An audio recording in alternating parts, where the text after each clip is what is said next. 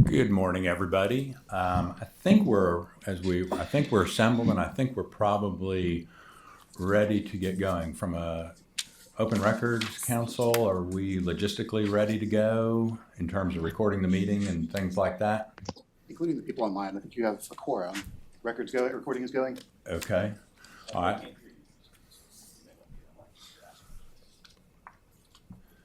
All right. Well, then, good morning, everybody. Welcome to the November meeting of the Advisory Committee on Open Government. I want to welcome both the members participating in person as well as those online. Members of the public who are here in person, thank you for your attendance and your interest, as well as to those of you online. And I'd also like to thank the staff of the Comptroller's Office for hosting this meeting and just making sure we're all organized. As those of you who attended or viewed in August saw, the plan was to have this meeting at another location to move it around. When I was looking into that, however, I developed two questions.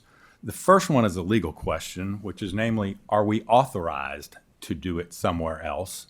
And the second one becomes a logistical question, which is, are we going to be able to comply with the Open Meetings Act requirements regarding video recording, participation, posting, etc., if we go somewhere else?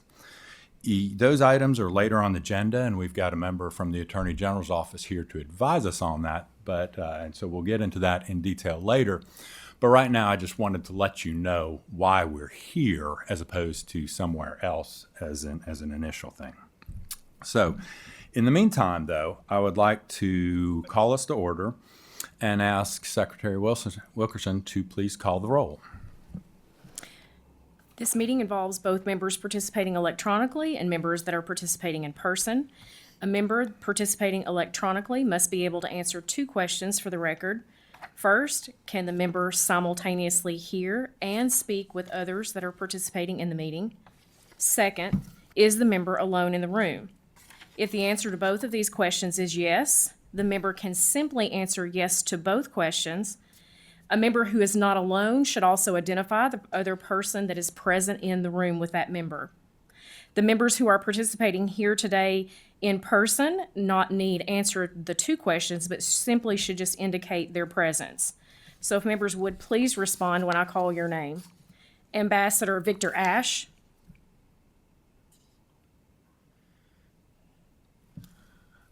Ambassador Ashe, I see your mouth moving, but we don't hear you.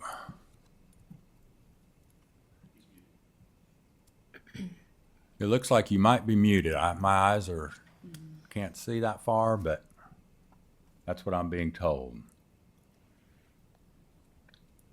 All right, why don't we come back to you at the end? Okay, myself, Jennifer Wilkerson, representative of County Officials Associations, present. Chris Voss. Alicia Hodge. Yes and yes.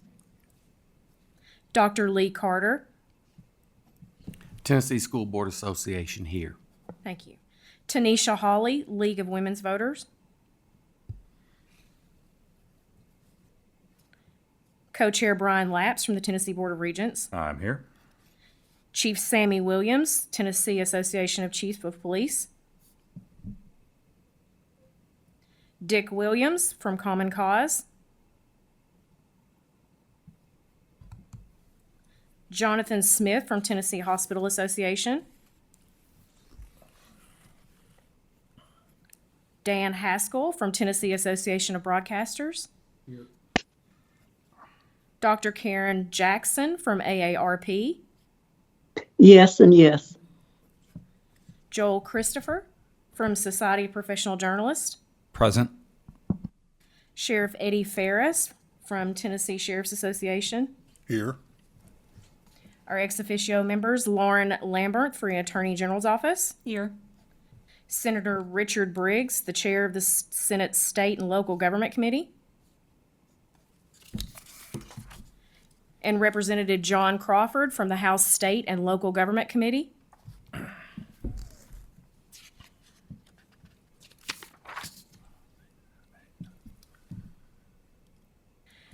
Mr. Chairman, that completes the roll call. You have 10 and present. Great. So we've got a quorum. Let's return to Ambassador Ash.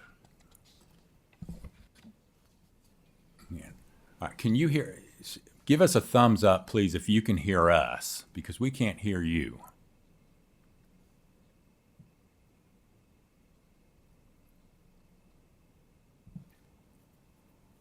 Ambassador Ash, we still cannot hear you. Can you please indicate to us with a thumbs up if you can hear us? Okay, you can hear us, but we still can't hear you.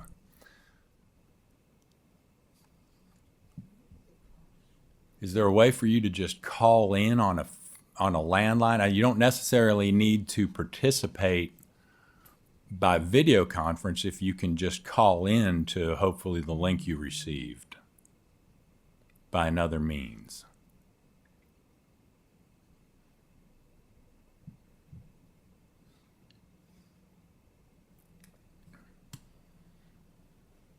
Chairman, we can mute participants, but we can't unmute participants. Thank you. Okay, well, since we have a quorum, we will just go ahead and participate. We'll just go forward. And Ambassador Ash, if you can make yourself heard at some point later, please just interrupt the proceedings or interject at an opportune moment and let us know you're there. Okay. The next item of business is to talk about the actions that we did on August 25, 2025, which is the election of the co-chairs. I wasn't quite prepared to be co-chair. I'm better prepared today, and one of the things I did to prepare today was to reflect on what I did or didn't do right last time. One of the things I did not do right last time was to hold roll call votes on everything. Because we have members participating remotely, we need to have a roll call vote on everything. So that would include making sure that we have elected chairs, the co-chairs, correctly. Now, prior to this meeting, it was pointed out to me that we may not have the appropriate diversity of representation on the co-chairs because Tennessee Code Annotated 8-4-603 basically says one person should come from government and one person should come from the private sector to be the co-chairs.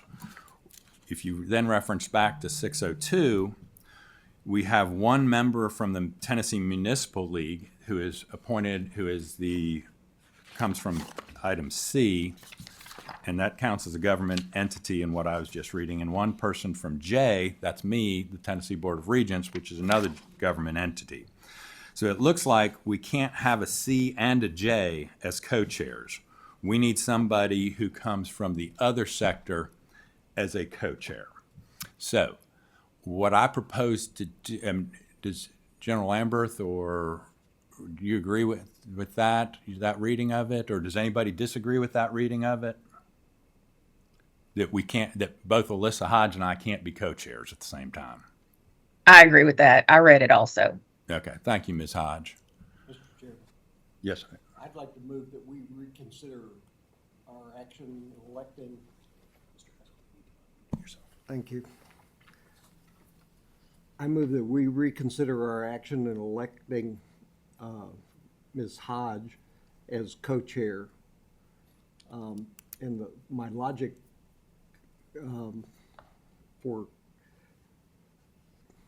naming her is that you were already elected from the public sector when she was elected. I went back and to the extent that that's what's reflected in the minutes.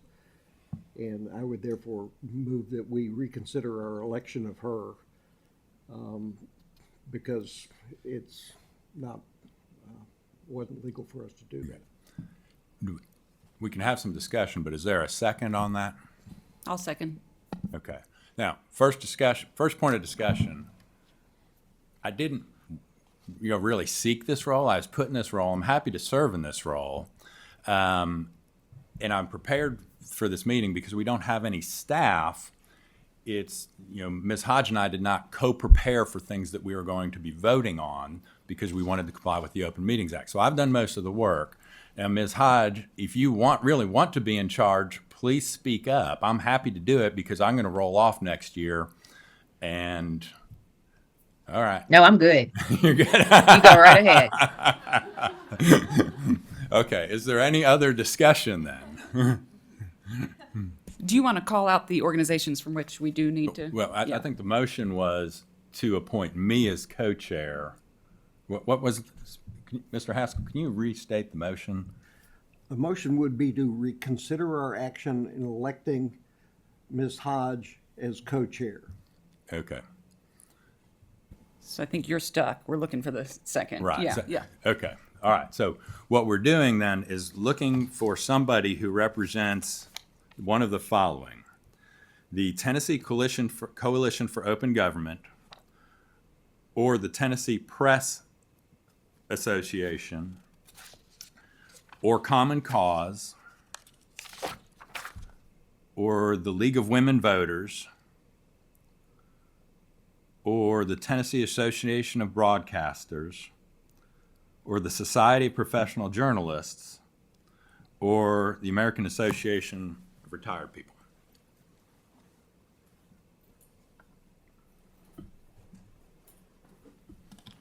Does anybody have a nomination for anybody from those? Let me first ask, if you're from one of those, please raise your hand. All right, we've got Ms. Jackson, Mr. Walker, Mr. Haskell, and I'm sorry, Joel, Christopher. Okay. All right. Do we have any nominations from among those individuals? Do we need to resolve the motion that was made before we? You're right. Let's all vote. Let's all have a roll call vote on that. Thank you. All right, so we are voting on the motion to reconsider the election of Ms. Hodge as co-chair. We had a second on that motion, so we're going to do a roll call vote. Ambassador Victor Ash, His thumb is up. Yeah, I'm not sure whether that's legal or not. If he can't speak, is he able to? All right, we'll just mark a thumbs up and put an asterisk by that. Okay. How about? all right, Jennifer Wilkerson from the County Officials Association, I'm a yes. Chris Voss. Alicia Hodge, Yes. Dr. Lee Carter, Yes.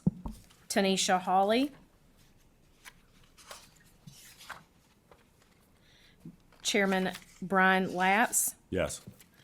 Chief Sammy Williams is absent, Dick Williams, He's absent as well. Jonathan Smith, He's absent as well. Dan Haskell, Yes. Dr. Karen Jackson, Can you all hear me now? Yes, sir. Yes. I'm on the phone, All right, great. and my answer yes. Wonderful. The only Okay. people I can see there are Joel Christopher and Deborah Fisher. That's just what the video is at the moment. Apparently it rotates. So what I do, Yeah, just you stay can see my elderly picture, Yeah, we can see you. and I can speak through the phone. Yes. So you are participating in real time and you are alone in the room, and that's great. But because of the echoes when you're not speaking, please mute yourself. Now, if someone like my wife comes in the room, do I need to let you know that? Yes. I'm in my study, and she often walks through. But if she just walks through and passes through, I don't think you need to do that. But if she's going to spend any time there, please let us know. She has no interest in this meeting. No offense. Then you're complying with the spirit of the law, because I understand the spirit of the law to make sure that nobody's whispering in your ear. So, okay, if you could please mute yourself, because there's reverberation and I don't know how to mute myself. Just on the phone, is there a mute button on your phone? I'm on the phone right now. Oh, you're on a landline phone, not a cell phone. Okay. Yeah. Okay. If you could just move the phone away, could you mute? I'll move it away and, Okay. What about muting? and won't hold it. Can you mute? I hope you can figure out how to do a Zoom meeting. This team thing is crazy. Can you mute your can you mute the speakers coming out of the computer? Is there a way to do that? That might help with the reverberation. Or turn the volume down. I don't know how to do either one. Okay. All right. We will endeavor to persevere. All right. Could you Would you like please finish calling the motion? Okay. I had Dr. Karen Jackson what was your vote? Yes, I was voting. Thank you. Joel Christopher, Yes. Sheriff Eddie Ferris, Yes. Lauren Lambert, Yes. and we have Senator Briggs and Representative Crawford absent. So, The motion carries. all right, great. So then the next order of And, business is and you counted me and also for being present. correct. All right. So the next order of business will be to elect a co-chair from among the groups I mentioned and the people who raised their hands. So, are there any nominations for volunteers?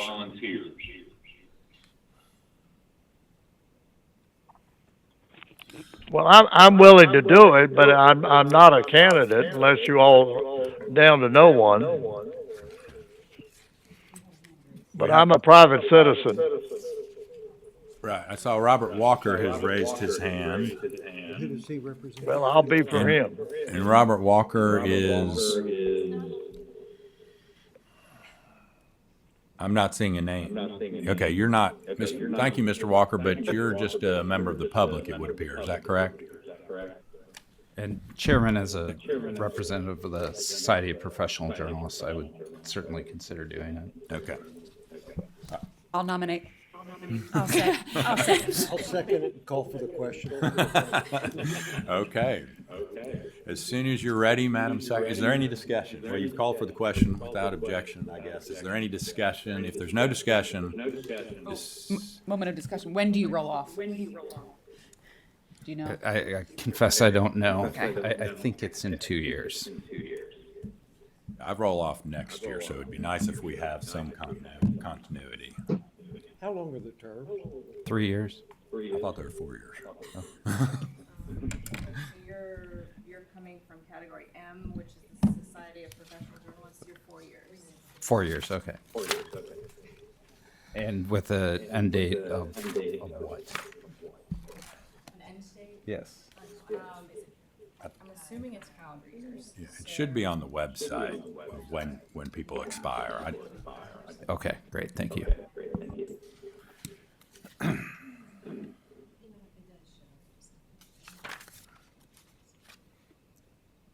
Okay. Is it possible to put our emails on the website so if people want to communicate with us, they could? I don't mind personally putting mine on. We can talk about that next, but let's go ahead and have this election. Okay. So as soon as you're ready, Ms. Wilkerson, please take the vote. All right, so we are now taking a vote for Joel Christopher to be nominated as the co-chair, if you will. I'm calling the roll. Ambassador Victor Ash. Yes. I'm Jennifer Wilkerson. My vote is yes. I believe Chris Voss is absent. Is that correct? Alicia Hodge. Yes. Dr. Lee Carter. Yes. I believe Tanisha Hawley is absent. Brian Lapps. Yes. Chief Sammy Williams is absent. Dick Williams is absent. Jonathan Smith is absent. Dan Haskell. Yes. Dr. Karen Jackson. Could you restate what organization he's with? Mr. Joe Christopher? The Society of Professional Journalists. Okay, I vote yes. Mr. Joel Christopher, Yes. Sheriff Eddie Ferris, Yes. Lauren Lamberth, Yes. and then Senator Richard Briggs and Representative John Crawford are absent. Sir, we have 10 yeses, no, 0 nos. All right, great. My original plan, so the motion carries. Congratulations, Mr. Christopher, Co-Chair Christopher. Thank you. My original plan was to call for confirmation. Have I been valid? Am I validly a co-chair, or or is that implicit, or does anybody think we need to re-elect me? Since it's pretty clear I've been re-elected in my mind. You got elected once, isn't that enough? But we didn't do a roll call. I think just to have it on the record. we ought Let's to just do a roll. All right. Is there a motion to confirm my election as co-chair? I'll make Yes. the motion. Second, Discussion? off the question. All right. As soon as you're ready, please call the roll. All right, we are calling the roll for the motion to elect Brian Lapps as chair. Ambassador Victor Ash, Yes. Jennifer Wilkerson, my vote yes. Chris Voss is absent. Alicia Hodge, Yes. Dr. Lee Carter, Yes. Tanisha Hawley is absent. Brian Lapps, Yes.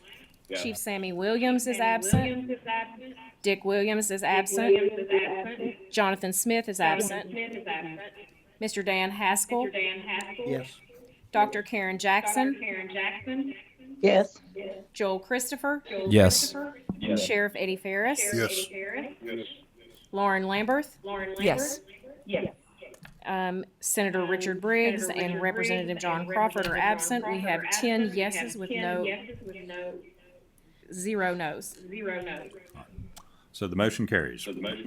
Next, we'll need to confirm the election of Jennifer Wilkerson as secretary. Do I have a motion?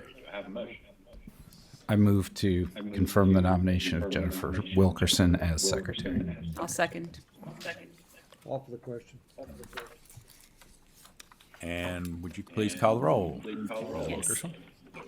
All right, now we're calling the roll for motion to elect Jennifer Wilkerson as secretary. Ambassador Victor Ash. Yes. Jennifer Wilkerson, yes. Chris Voss is absent. Alicia Hodge. Yes. Dr. Lee Carter. Yes. Tanisha Hawley is absent. Brian Lapps. Yes. Chief Sammy Williams is absent. Dick Williams is absent. Jonathan Smith is absent. Mr. Dan Haskell. Yes. Dr. Karen Jackson.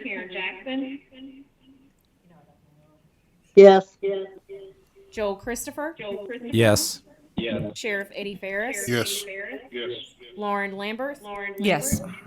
And Senator Richard Briggs and Representative John Crawford are absent. We have 10 yes votes and 0 nos. Chairman, I wonder if we could ask one of our technical staff if they could maybe talk Mr. Ash through how to unmute his computer so we can remove the echo. Yeah, that would be, that, why don't we do that? And barring that. Yeah.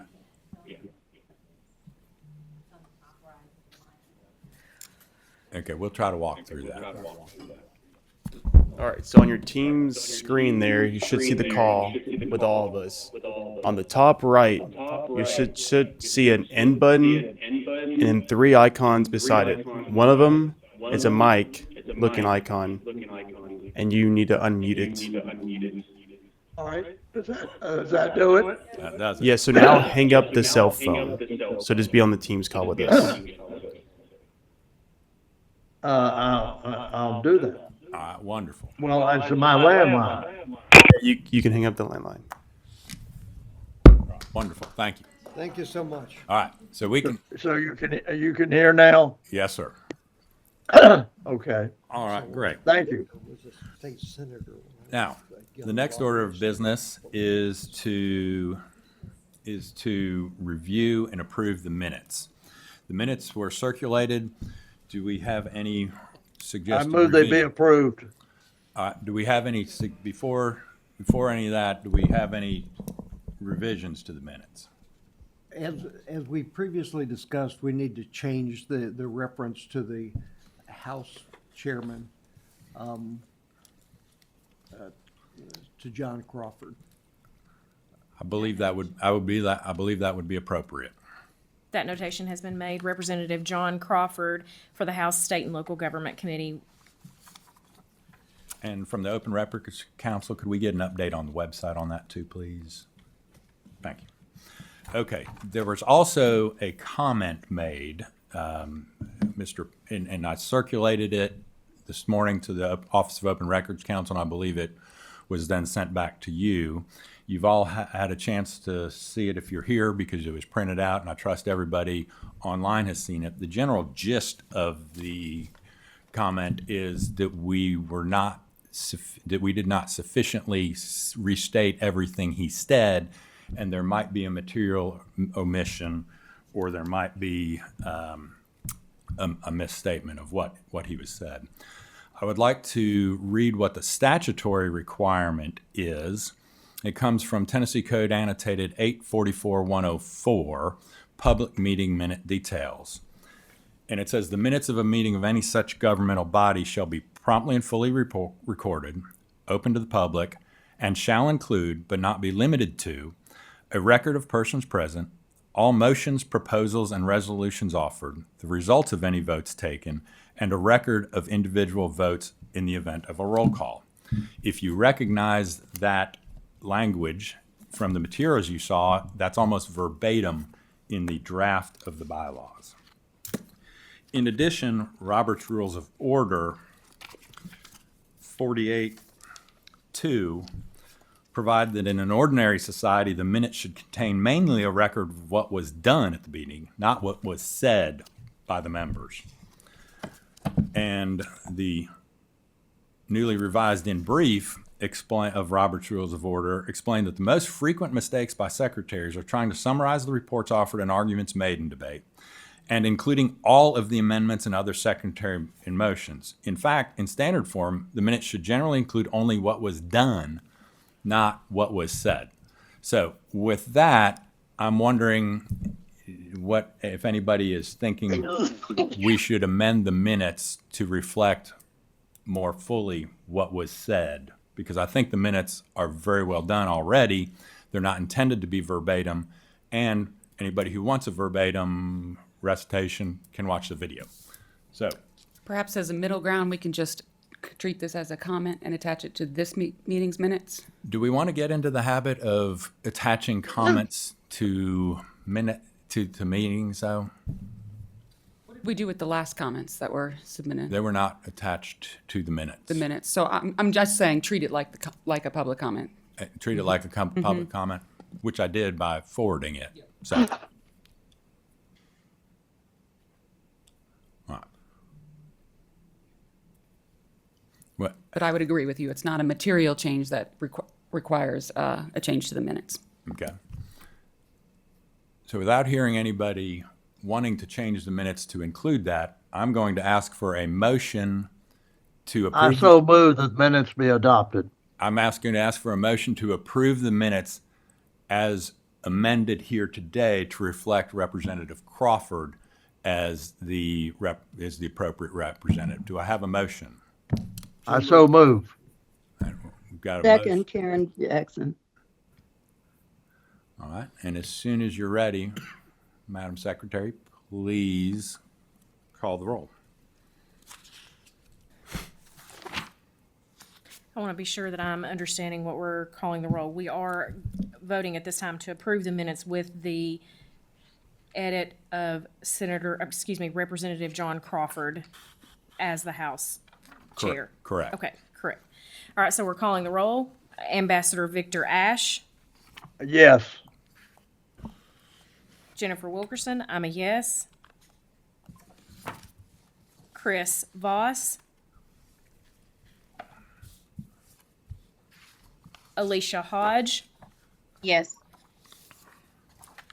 Dr. Lee Carter, Yes. I believe Tanisha Hawley is absent, Brian Lapps, Yes. Chief Sammy Williams is absent, Dick Williams and Jonathan Smith are absent, Dan Haskell, Yes. Dr. Karen Jackson, Yes. Joel Christopher, Yes. Sheriff Eddie Ferris, Yes. Lauren Lambert, Yes. and Senator Richard Briggs and Representative Crawford are absent. Chairman Lapps, we have 10 voting yes, 0 no's. So the motion carries. Thank you. The minutes are approved. All right, the next order of business is the review and approval of a public comment policy. Included in your materials is a draft public comment policy. I started from the Board of Education, the State Board of Education policy, and then I made some modifications that I thought were appropriate given our different functions. It was posted to the Comptroller's website along with a copy of the agenda, and you received a copy in advance. The purpose and my goals in drafting it were to comply, number one, with the requirements of the Open Meetings Act, but also to provide some practical guidance to guide the committee. So you've seen the highlights. We can go through it if we need to. We can discuss it, whatever you want to do. I would say that and point out that it does say requests to address the committee must be made 2 days in advance and identify the agenda item or issues germane to the responsibilities that the commenter wishes to comment on. But if we adopt the policy today, I think we ought to waive that requirement for today in case anybody was not aware of it, and that would seem to be fair to do that. So, Can I speak to that? yes, sir. I think that's burdensome to require 2 days' notice. I mean, what if someone just walks in? They hadn't seen it. They ought to be able to address the commission. We're there, particularly if they're the only one. I'm on the State Museum Commission. We don't require this. You just show up. And the truth is, we never have more than 1 or 2 people. But it seems to me, now I guess if we adopt it and someone showed up, we could suspend the rules and hear them anyway, assuming there was a 2/3 vote. But it seems to me, not everyone's going to get a copy. If someone wanders in and wants to speak, I could see a time limit, maybe 3 or 4 minutes. Not, you can't speak a half hour, but I think anyone ought to be able to walk in and, that I was preside over city council for 16 years. We never required people to do that. Just a point of clarification, that requirement is only for written or emailed comments? No, it would be for registering. The purpose of it, as I understand it, and I'm not trying to argue the point, is just for coordination of comments. I can see it would be valuable, if we have 9 commenters, to group those who want to comment about the same thing together, as well as to know who's going to be there. I do see Ambassador Ash's point, and most of the time, I'm guessing we're not going to have more people than we can handle. But then you run into the question of what happens if we get too many people and we're just not going to be able to handle them all. I don't know. Maybe that's probably a theoretical issue. With all due deference, let's wait till that happens. It hadn't happened. We can't foresee every hypothetical situation. If we're truly open, then I think we ought to be open. And if you walk in those double doors behind you and want to speak, and it's the appropriate place on the agenda, I'm willing to hear you. So And I don't think we should do anything to limit or restrict. And we should practice what we're wanting others to do. So I'll just say the other side of that argument. 2 days is, or any requirement of time of notice is not an uncommon requirement. I serve on other committees where it's even greater than 2 days. So in my opinion, 2 business days is not burdensome, especially when the minutes and the agenda are supposed to be posted, I can't remember how long, but in advance of the meeting, giving the public plenty of time. And really, it just allows for a more organized meeting, as you say, Brian. I'll just speak up, Dr. Karen Jackson. I don't think you can see my raised hand, so I'll put it down. I happen to agree that the 2-day notice is reasonable. I don't think if there's an issue so urgent, I believe if I read the rules correctly, there is a way to allow comments. But the other part of this committee, since we don't meet all that often, is to be organized and have a chance to review and think about what's been presented. And just letting people walk in becomes, they can come walk in, I'm not saying that, but to have to know what they want in advance is just difficult. It's logistically difficult. But if we have to make an exception, as Mr. Ash said, there's room for it in what's been proposed.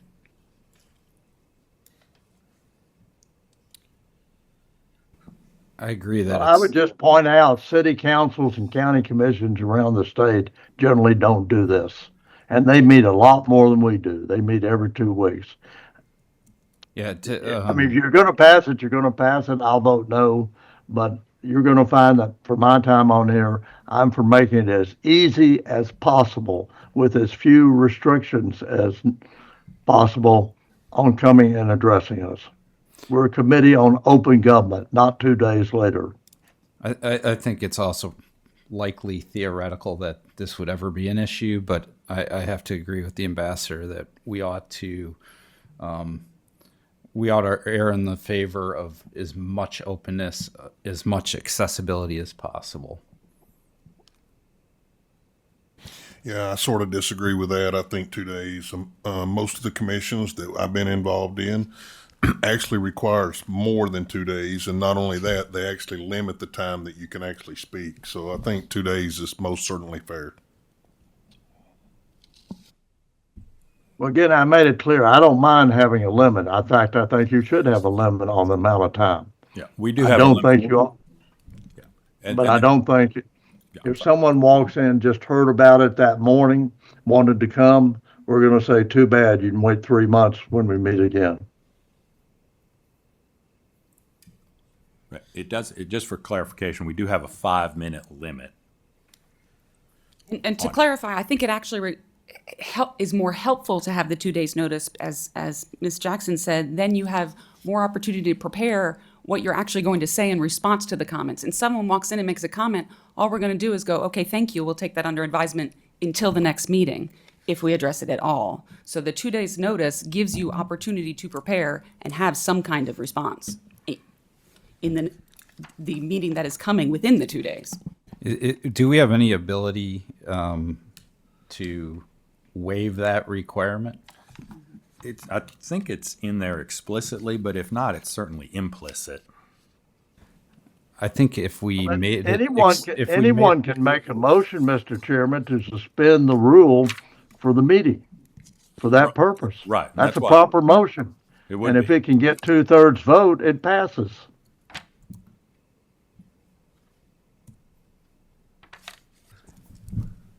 to the point about preparing for it, I don't know that that's necessarily required, though, because we're not likely to act on a comment in that particular meeting. We have 3 months to consider that comment before we would act.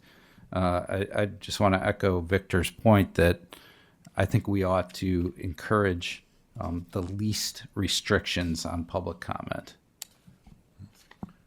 What if we encouraged people to submit it 2 days in advance? That'd be fine. I can accept that. Encourage is not mandate. Yeah, I have no strong feelings on this, at least with this committee. I don't have strong feelings, if anybody cares what my opinion is. And I'm going to be gone. I'm rolling off next year, too. So it will be an Well, issue. do you need to change the motion to change it to encourage? You need a motion to do that? Well, let's I'll accept talk. your recommendation. Okay, we can talk about, let's, I just was trying to read the room with, if encourage, before we have I mean, there's no motion to adopt these on the table, so I don't know that we need to move right now, but I'd rather just discuss and have questions, and then we can make all revisions and have one motion as opposed to multiple motions. So thoughts about changing it to encouraged, that people are encouraged. I certainly would support that. We could even be explicit about that. It gives the board more time to consider the nature of the comment. So I see it for written comments. Where does it say it for speaking comments? 2B. Two.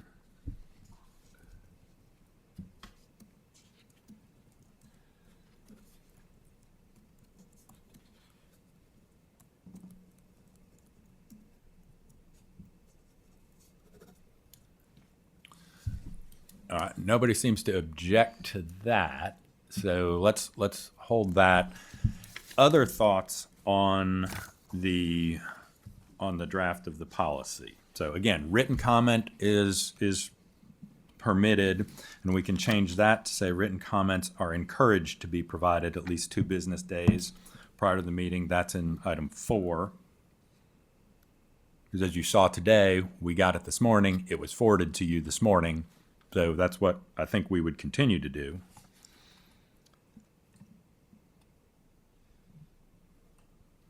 People are allowed to apply, come remotely. There is a limit on 1 representative per organization, so you can't string together and essentially filibuster the time by getting 8 or 9 people to speak about a single topic.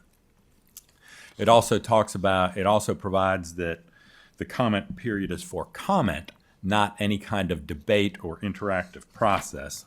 And then there are discussion, it's not a matter of discussion, although the co-chairs can waive that and have discussions if they want. So, any other questions or thoughts about this before we move forward with it?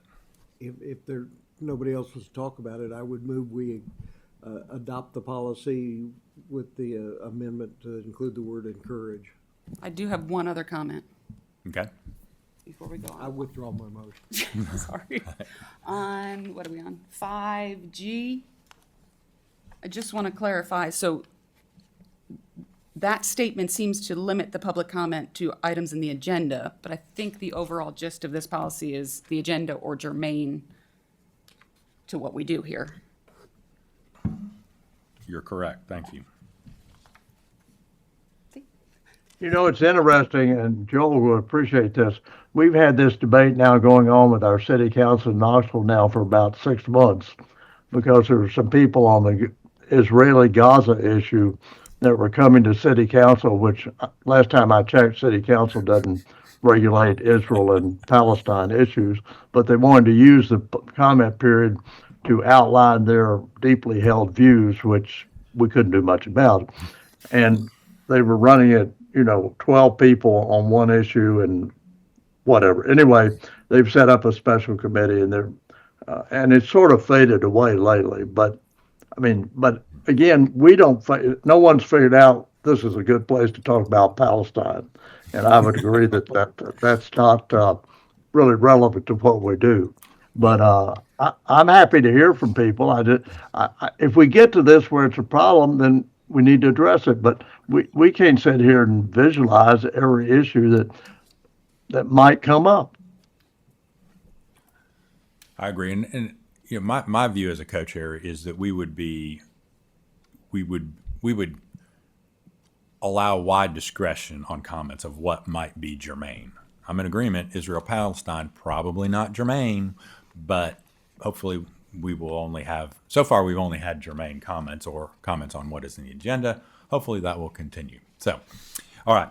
So what I would like to do is ask for a motion to adopt the policy on request to address the committee with the following amendments. The first sentence of section 2B would read, the person is encouraged to submit a request as indicated on the notice of meeting or as otherwise directed at least 2 business days prior to the scheduled start time of the meeting. The second change would be to the second sentence in paragraph 4, which would read, written comments are encouraged to be provided at least 2 business days prior to the meeting. And then the third revision would be in section 5G, and it would pick up with, confine their remarks to the topics indicated in the notice of meeting or germane to the responsibilities of the committee and indicated in the recognition by the co-chairs. So I'm asking for that motion. I so move. I'll second. Any discussion? Madam Chair, please, or Madam Secretary, please call the roll. All right, we are calling the roll for the motion and second on public comments policy with the included amendments. Ambassador Victor Ash. Yes. I'm Jennifer Wilkerson. I vote yes. Chris Voss is absent. Alicia Hodge. Yes. Dr. Lee Carter. Yes. Tanisha Hawley is absent. Brian Lapps. Yes. Chief Sammy Williams is absent. Dick Williams. Jonathan Smith is absent. Dan Haskell. Yes. Dr. Karen Jackson. Yes. Joel Christopher. Yes. Sheriff Eddie Ferris. No. Lauren Lambert. Yes. Senator Richard Briggs is absent, and Representative John Crawford are absent. We have 9 yeses and 1 no. All right, thank you. The motion carries. We now have a policy on request to address the committee. Can we get this posted on the ACOG website? Okay, thank you. All right, we now have a public comment session. I wanted to have it early, so if anybody had thoughts on some of the other things on the agenda, they could discuss it. And I think we're all in agreement, and thus I'm going to say by unanimous consent, unless there is objection, that we will hear from any members of the public who did not pre-register, which I guess they don't even have to now that we just encourage them to. So, Mr. Peter Mayer requested to address the committee, and his email this morning said he may have a personal conflict. So I do not see him in the room, and I have not seen him online. Mr. Mayer, are you online?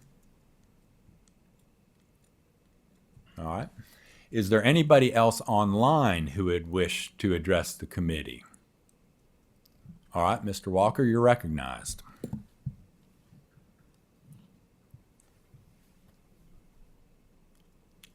Mr. Walker, you're recognized. I think you need to unmute because we cannot hear you.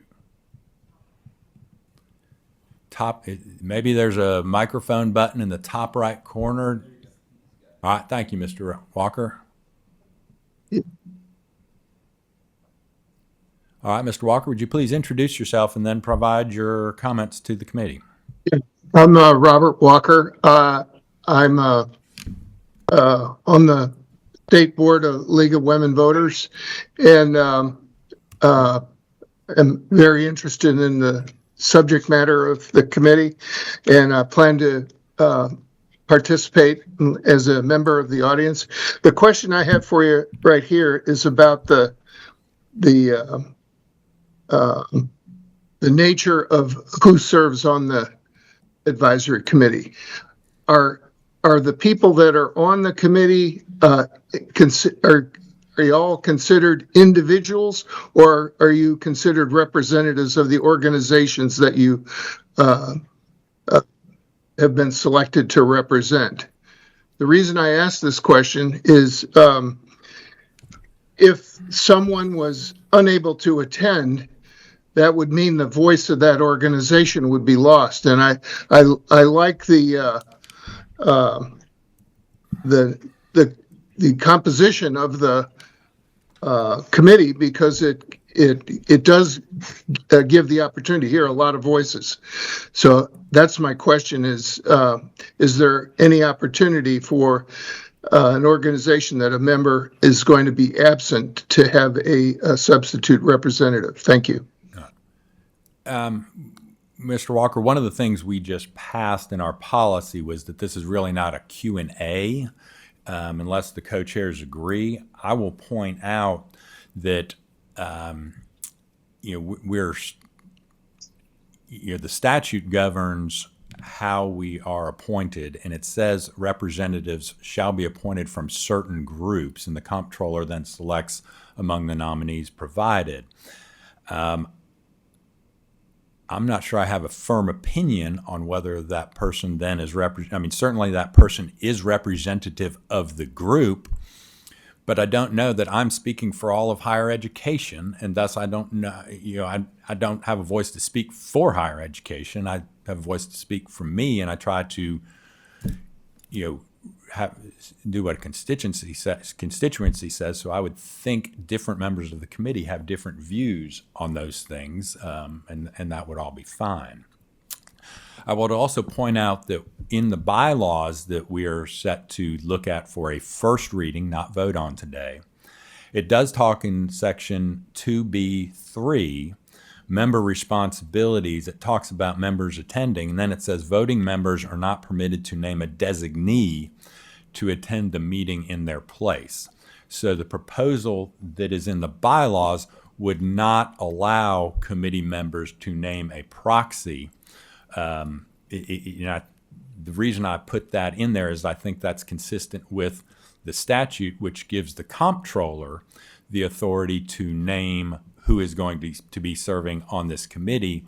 And by allowing proxy, that would allow that would be, in my mind, at least in tension and possibly inconsistent with the statutory scheme of the comptroller deciding who from the representatives, who will be the representative. And it would give essentially somebody it would give each of the groups the ability to appoint themselves their own. So that's why I have that in there, and that's why I think should be in there.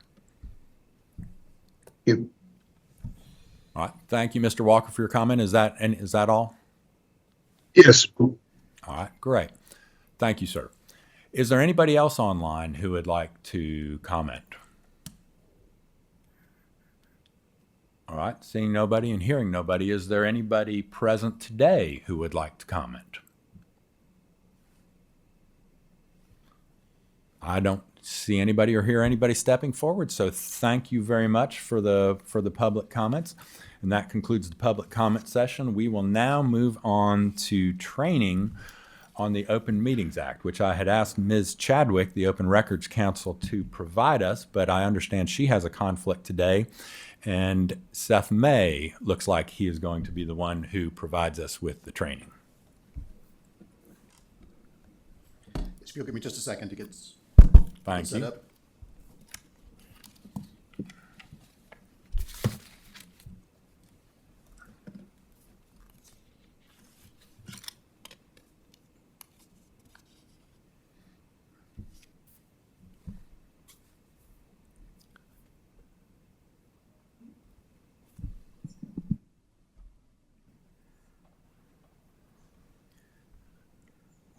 Can you all hear me? And can you all see the screen? It honestly sounds like you all have a pretty good handle on this. This is the presentation we typically give. If at any point you have questions, I would rather take questions than give a sermon any day.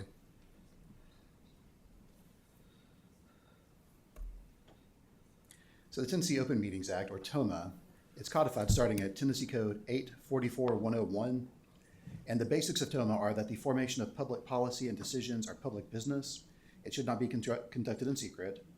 The provisions of TOMA should be construed broadly in favor of public access. And TOMA provides the right to attend meetings.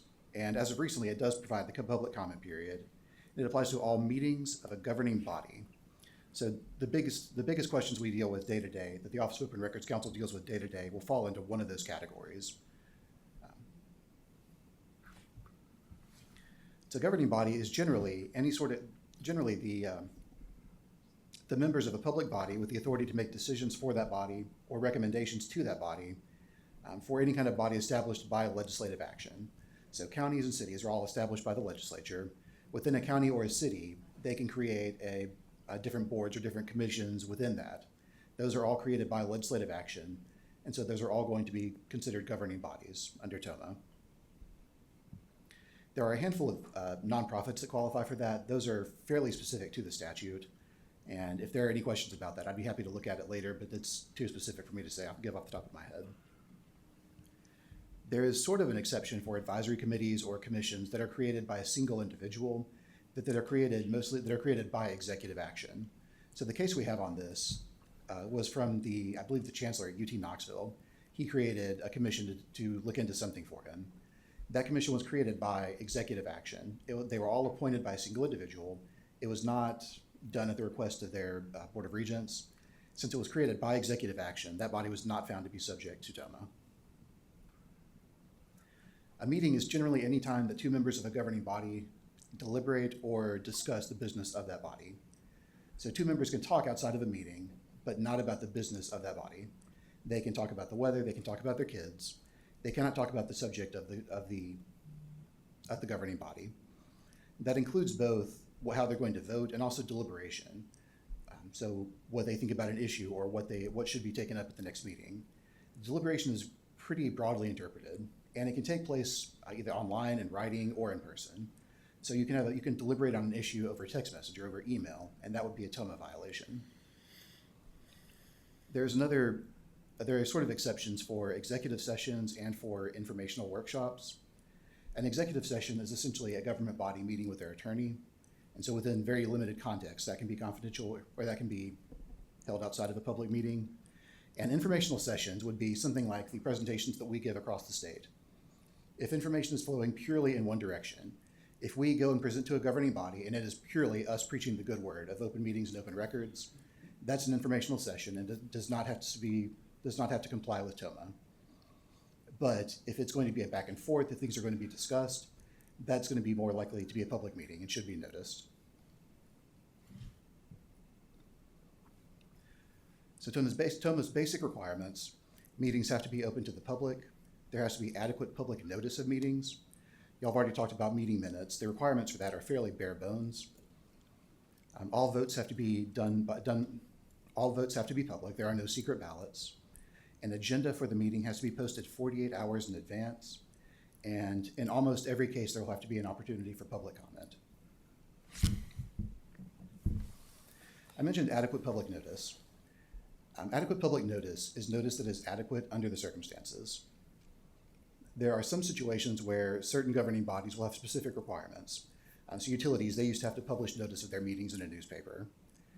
That's not required by TOMA. Those are specific to those bodies. TOMA just requires adequate public notice, and that's notice that is adequate, that is reasonably calculated to reach the governing body's population. Adequate public notice for a regular meeting only includes the time and place of a meeting.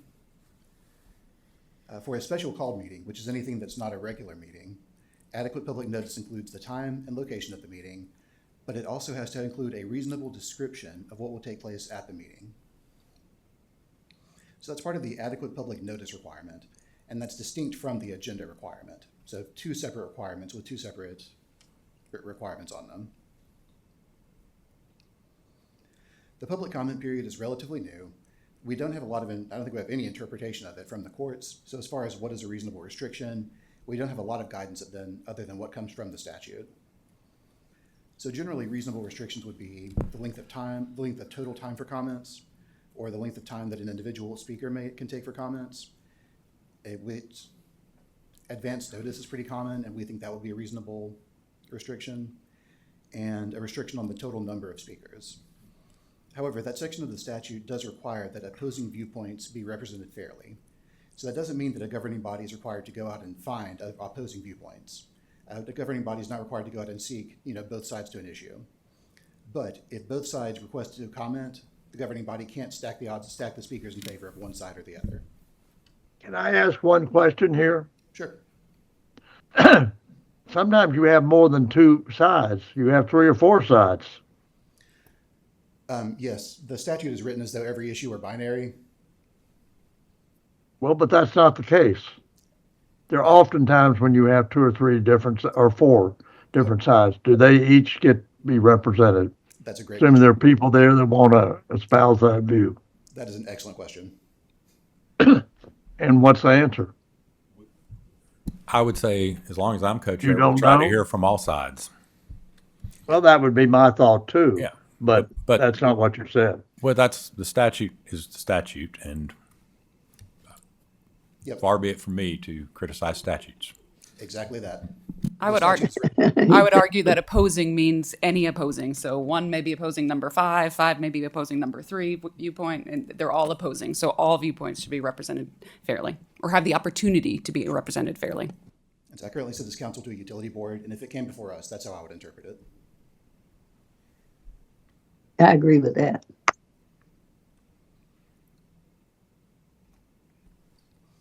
The agenda requirement is also fairly new. So all state level bodies and then some local government bodies are required to post an agenda 48 hours in advance. Again, that is distinct from the adequate public notice requirement. Yes, Abby. And so an item can be added to an agenda less than 48 hours if it's less than 48 hours before the meeting or at the meeting. For a special called meeting, though, that has to list the topic of the meeting, things can't be added last minute. For a special called meeting, if it's not addressed in the meeting notice, then it can't be discussed at the meeting. For a regular meeting, it can be brought up if it's not on the agenda.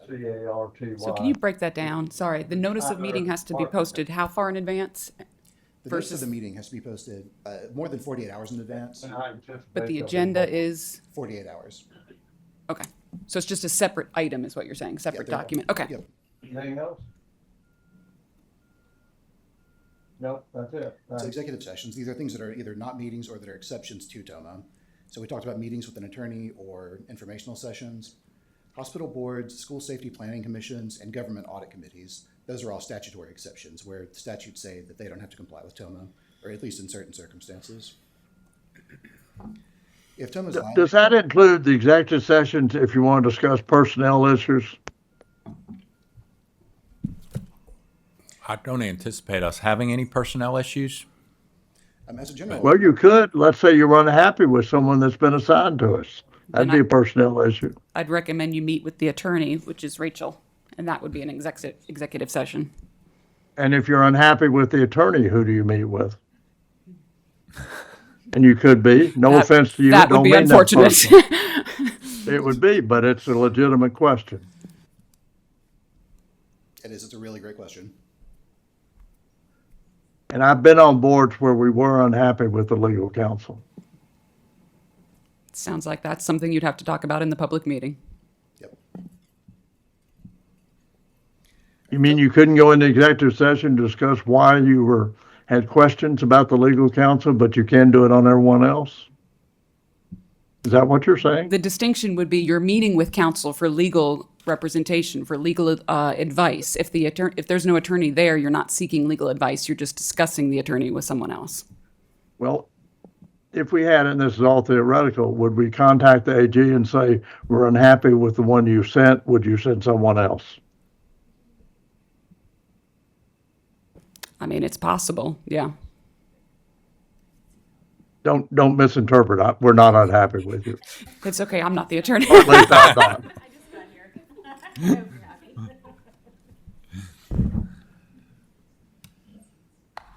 Any other questions here?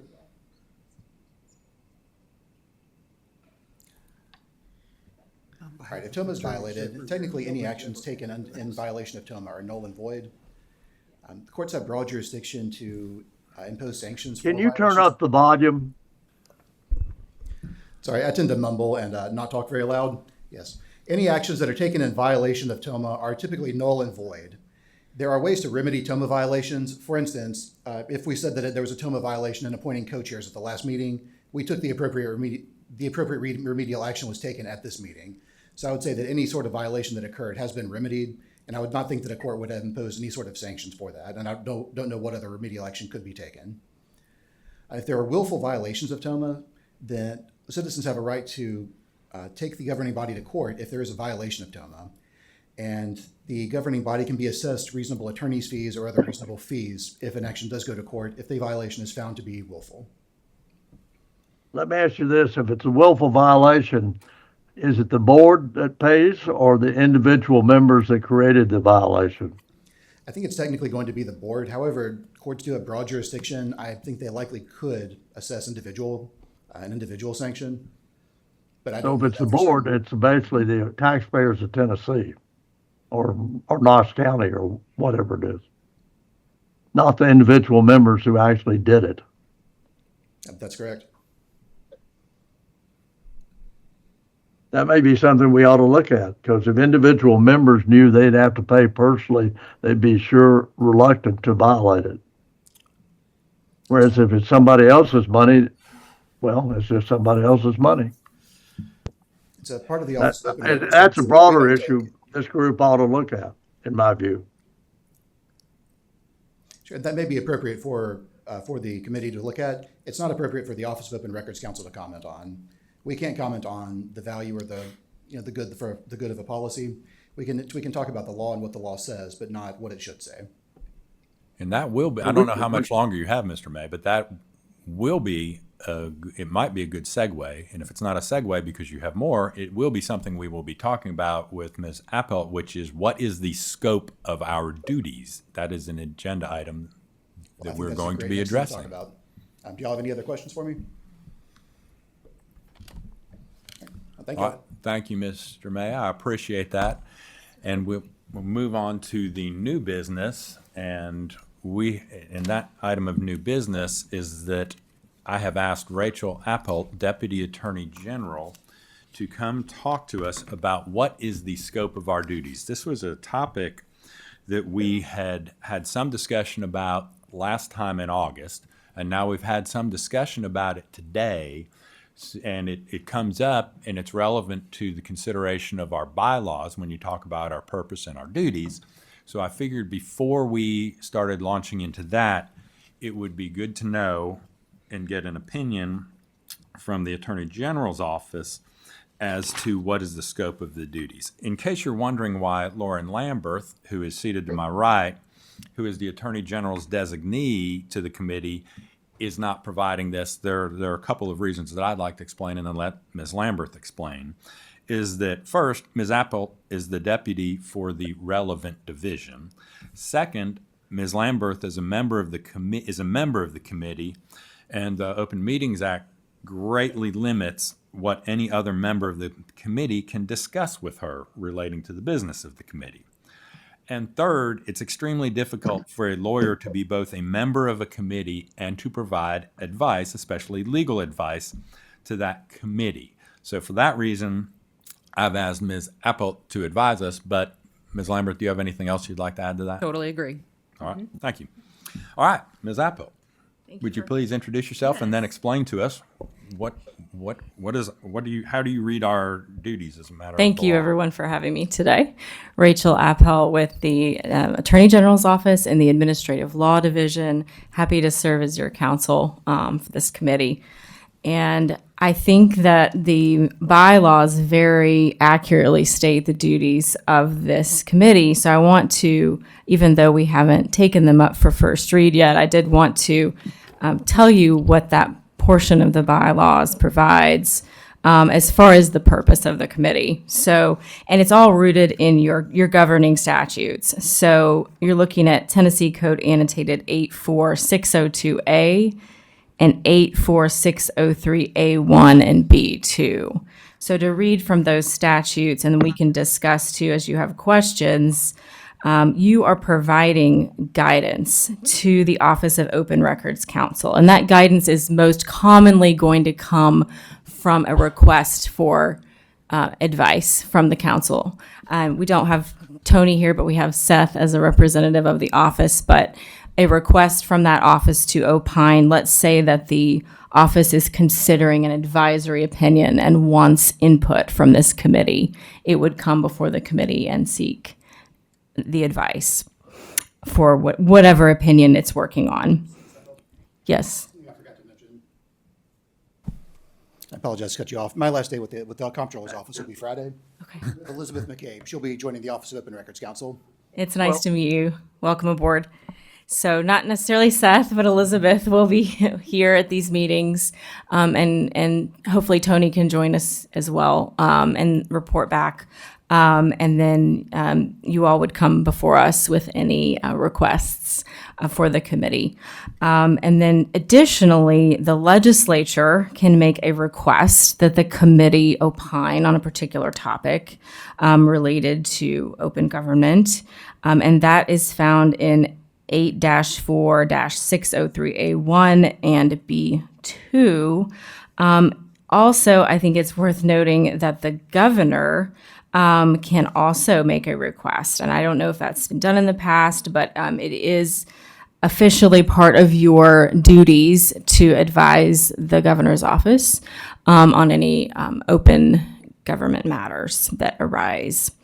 All right, can I ask you a question? Yes. You said the legislature can ask. Is that what you said? Yes, the statute says that any committee of the General Assembly can make a request. Well, that's a lot different than the legislature. Because an individual committee in either the House or the Senate, does it have to be a standing committee that's established, or could it be a special ad hoc committee that the speaker may have created to deal with a single issue?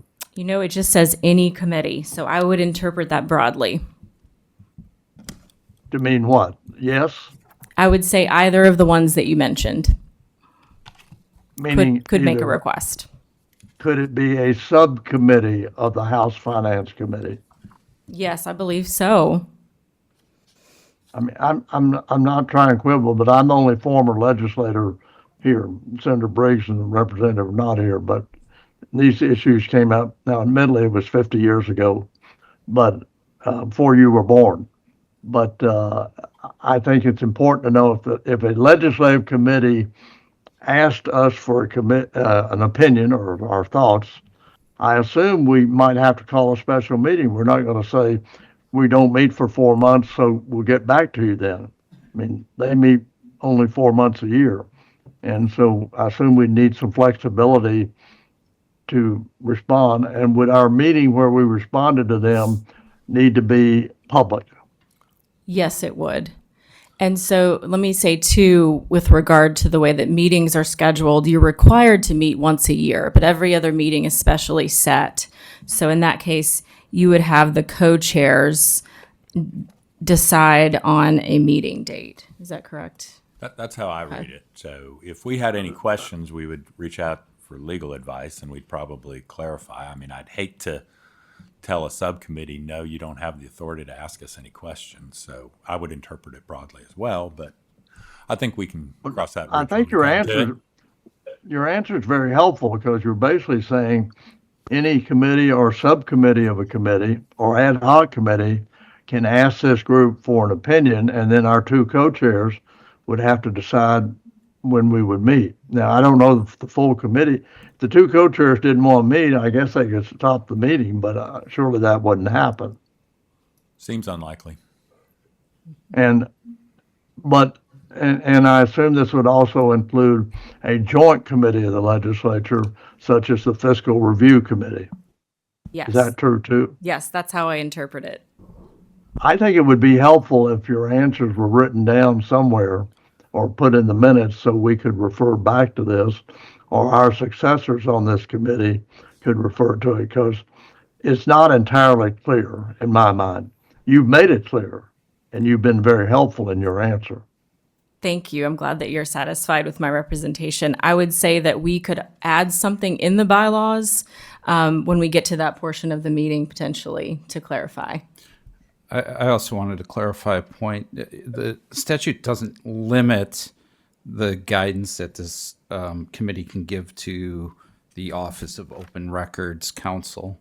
We can provide guidance without a request from the office, correct? Yes, you can. Okay, I just want to make sure that was clear. I think it's most commonly going to come from a request, but no, you can also initiate guidance as well. Great. Thanks for Well, I clarifying think, General, given the makeup of this committee with Mr. Christopher as editor of a newspaper, myself as a former legislator and a mayor who dealt with this for 16 years, we're aware of a lot of issues that we deal with or dealt with and that we may have views on. Our colleagues may or may not share our individual views. That remains to be seen, but there may be topics that we'd like to bring up that we think are pressing, but that we haven't been asked by a standing committee or the governor. And I assume when you say the governor's office, does that mean the governor himself or someone on his staff? a representative, so it could be someone on his staff. But someone who is actually on his staff. Yes. Now, this does not include, I gather from what you say, standing commissions like the Higher Education Committee or the UT Board of Trustees or the Board of Regents or the Fish and Wildlife. I mean, So there are what, not 150 different groups in state government. not directly, but if you were to receive a public comment from, say, one of those organizations and decided that guidance was needed on a particular topic that they raised, you could certainly take that up. Let me ask one further question about the legislature. You said a committee can ask. I think that's what you said. Can the chair of the committee ask without a vote of the committee? I would say that's a little more risky in that the statute contemplates the governing body itself making the request. So I think that would be something where the chair would need to get advice from counsel, as far as whether would Chair need a meaning vote our from chair from his or own committee. Would that be our chair getting advice? Or because you do have cases with legislative committees where the chair has one point of view and majority of the committee may have a different point of view. I think if we were to get a request from the chair, we would assume that's coming from the committee itself, unless we had reason to question that. I wouldn't interfere in their process. Well, but if you got a necessarily. letter from the majority of the committee saying we never voted to do this, the chair's acting on his own, that would put us in an awkward situation. I would hope that that wouldn't happen, but yeah, it sure would, and we would address that as it arises. So we don't know the answer. I think we should wait till the situation arises, and that's exactly what an executive session might be for, is to discuss all the legalities of that particular situation and how to handle it. I bring it up because we have such partisan divisions in the legislature nowadays, where something like that could come up. I would regret it. I hope it never does. But, a lot of unusual things are happening nowadays. Just my opinion, not legal advice. I would say if it's just the committee chair without the committee, that is a person and not the committee making the request. So if the committee chair acts on his or her own without the approval of the committee, that is just a person making the request, and that is not what the statute anticipates. The statute anticipates the committee making the request. Mr. Chair, as somebody who was involved in the lobbying and the drafting about the statute, I would reflect for everybody else's information that a lot of the discussion was about the notion that this entity might comment on legislation proposed. And I think that's important at this point because that might require that we meet more regularly during a legislative session. There is another committee that does that on workers' comp bills. And the legislature has adopted a policy of just automatically referring all those bills to that committee.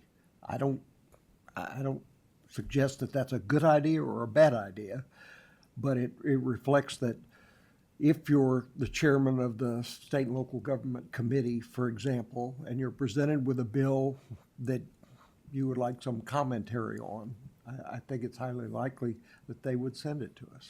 And that's why Senator Briggs has shown an interest in this, and I think actually sponsored the legislation. I could be wrong about that. Yeah, I would think it might be necessary, but the legislative session moves so quickly, and then in fits and starts on any particular bill. It would be hard to figure. It would be hard to know when we would meet that it would be relevant to meet until the legislation comes into focus sometimes. So that's just my opinion. No objection to meeting as often as necessary, but I don't want to have meetings just for the sake of meetings if it's not going to be necessary either. I would say if a legislative committee actually voted on an issue and asked us to take a stand, we should bend over backwards to honor that request as quickly as we could. Absolutely. It may not be the answer they want, but we need to give them an answer. Absolutely.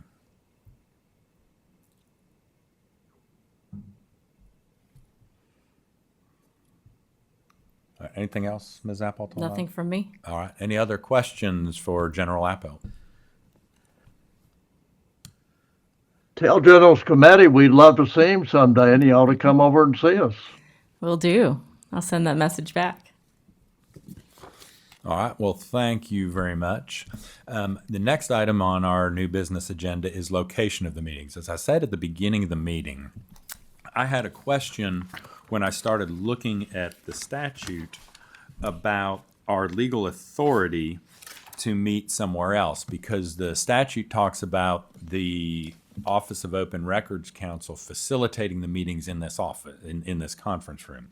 So I don't know whether that's a mandatory, should be mandatory or permissive. So, Ms. Appelt, your thoughts on, is that portion of the statute mandatory or permissive? Remind me which statute you're looking at so we can all follow along. I'm looking at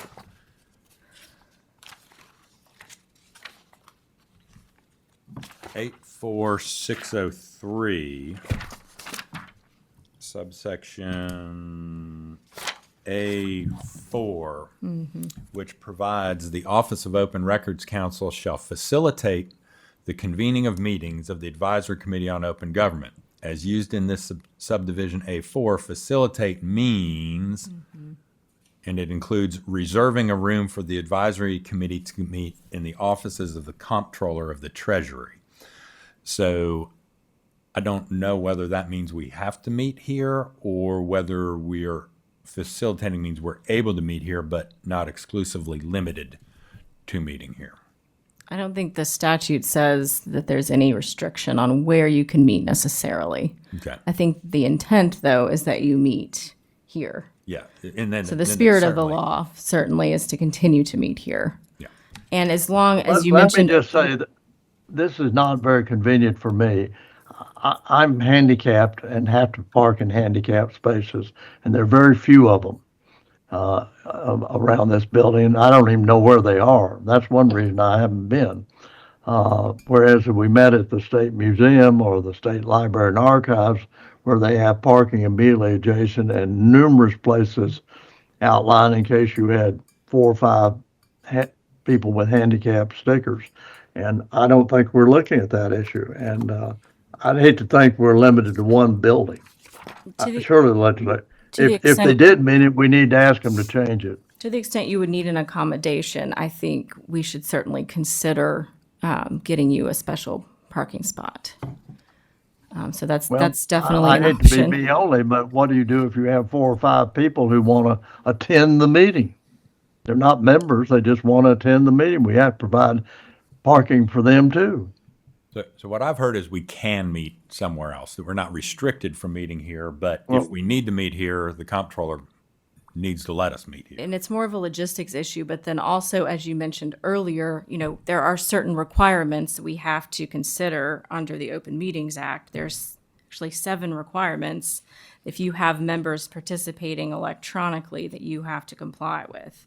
And so one of them, as you mentioned earlier, was to make a recording. So we have to be in a facility that allows us to have the capability to not only allow members to participate electronically, but to make a recording of their participation and our participation as well, of those that are in person. So that would be, I think, the real turning point. And that was the next thing that caused me to wonder, like, okay, as I started to think through this, I thought, and you'll recall that I offered as a possibility that meeting at the Tennessee Board of Regents offices, because it was perhaps more convenient for most people, at least, than meeting here. But then I started thinking about all the electronic issues, some of which we've seen today, and the electronic issues I've witnessed in our board meetings, which ranges from people unable to log on, to thunderstorms, to just various IT issues. And I thought, I can't ask TBR to assume the responsibility for complying with another entity's Open Meeting Act requirements. So that raises, in my mind, then the logistical question of, will we have the necessary support from the Office of Open Records Council if we take the show on the road, either to another part of Davidson County or to another part of the state, as we talked about last time. And that's really a question for the Office of Open Records Council or the Comptroller's Office. I'm not clearly sure on whether they would be able to facilitate those meetings at other locations. I can't really speak for them. And would they facilitate handicap parking? It probably depends on the location we go to. I mean, most Well, places they are, have. I mean, the federal law is pretty darn clear. That's not optional to comply. You have to. right. Sure, that's almost all of that's going to depend on what's available at the facility. Yeah. So we can't really ask our tech support staff to go to another location to set up everything that would be required to video a meeting. They can certainly do what they can do, but there's only so much we can do. And like handicap parking, we can't help that. That's going to be dependent on the location.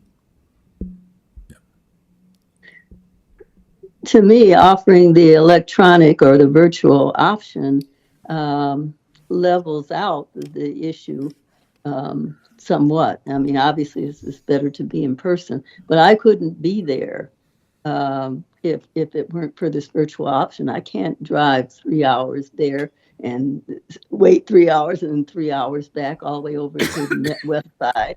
So to me, it offers a diversity and a chance to attend with or without, a handicap. And I'm happy to be able to do it and plan to do it every time you're available. Even if I am somewhere else, the virtual option says, okay, all I have to do is tune in with my iPad.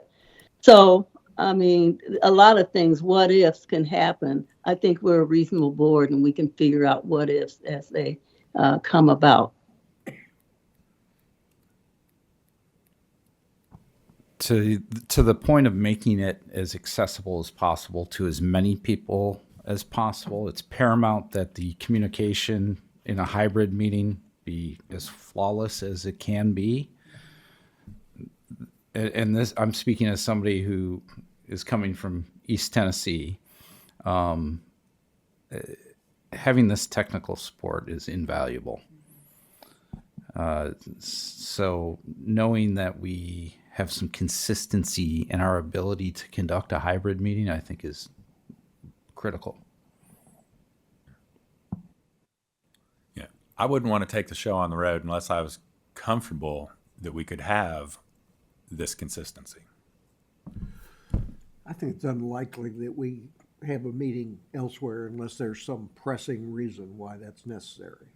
And I can't imagine what that is at this point, but a request from some group in Knoxville, they were all there. I guess there would be a reason, but it'd be unlikely. So I think our council has provided the right answer. We can stay here or go elsewhere, but we likely will stay here. That seems to be the practical result. I would say unless we can be sure that there is going to be adequate tech support to comply with the Open Meetings Act, where we would want to go. And since the co-chairs have the authority to call the meeting, and the co-chairs would then have the authority to call the meeting elsewhere, that seems like it would be a matter of discussion among the co-chairs. Let me follow up on what Joel said, and I agree with him. Having the technical support is absolutely paramount. But I serve on the State Museum Commission. I also serve on the Tennessee Historic Commission. We meet around the state all the time. I mean, we just got through meeting up in Jonesboro for the Historical Commission. For the Museum Commission, we met up there as well at Rocky Mount. Because we're a statewide commission, we feel we should make ourselves available. And, if a city like Knoxville, Chattanooga, Johnson City, or Memphis, they have technological support. Don't tell me that you couldn't find a building that's owned by the city of Memphis or Shelby County where this could be held. Would it be more difficult? Answer is yes. And it may be a majority of this commission is not going to meet outside Nashville. So be it. But I'm just saying, there is a trend. The UT Board of Trustees meets regularly outside the Knoxville campus because obviously they have campuses elsewhere. And so it's not unusual, and frankly, it's not terribly convenient for some people. When we meet in Memphis, that's a 7-hour drive for me, but I've done it.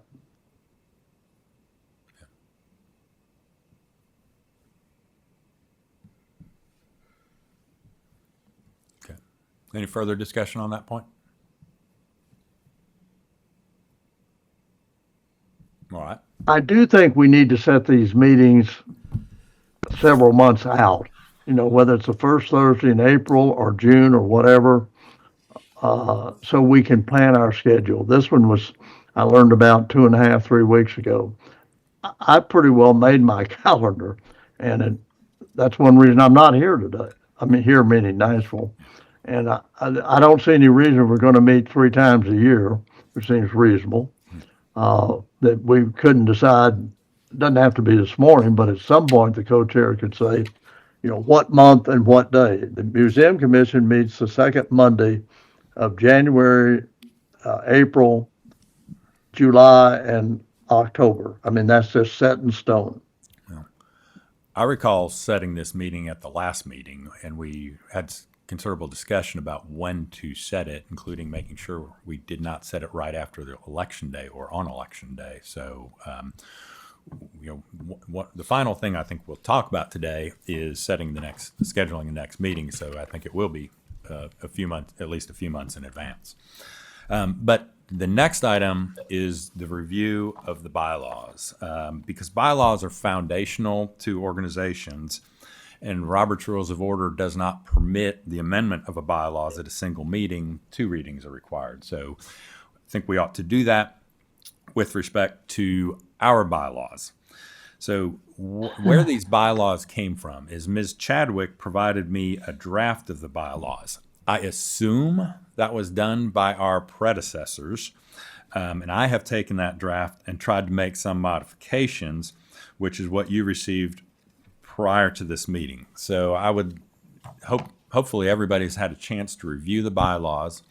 You've noticed that I have included statutory sites where applicable, and it's applicable in an awful lot of places because I tried to stick closely to the statute where there was something in the statute. So why don't we just go through and just ask about each section, whether anybody has any comments, questions, thoughts on that?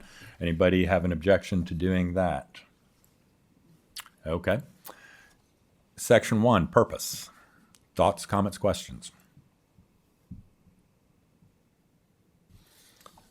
All right. Section 2 is the membership. I don't know if there are going to be any questions on. I do, sorry. Okay. On B3, I just want to make it clear, the way it's written, if ex officio officers, including myself, vote, which I realize I already have now, the way it's currently written implies that a designee, that the general would have to be here. The designee cannot be here and vote, and I don't think that was intended. I think there should be a distinction between ex officio and not ex officio for voting purposes. I'm sorry. B3. B3, So the way you're saying just it should be members are not permitted?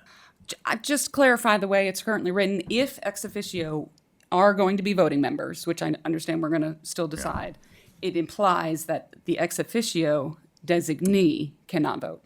It does. And since you are a designee, that would be a problem. Yes.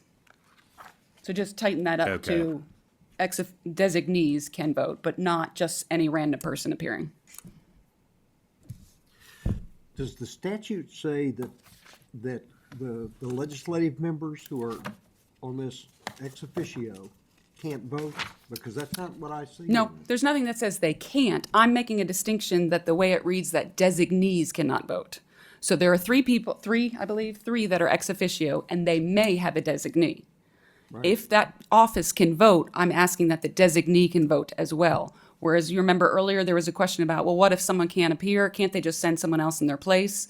There should be a distinction between anybody appearing to vote and those 3 ex officio officers that may or may not have the authority to vote and their designees.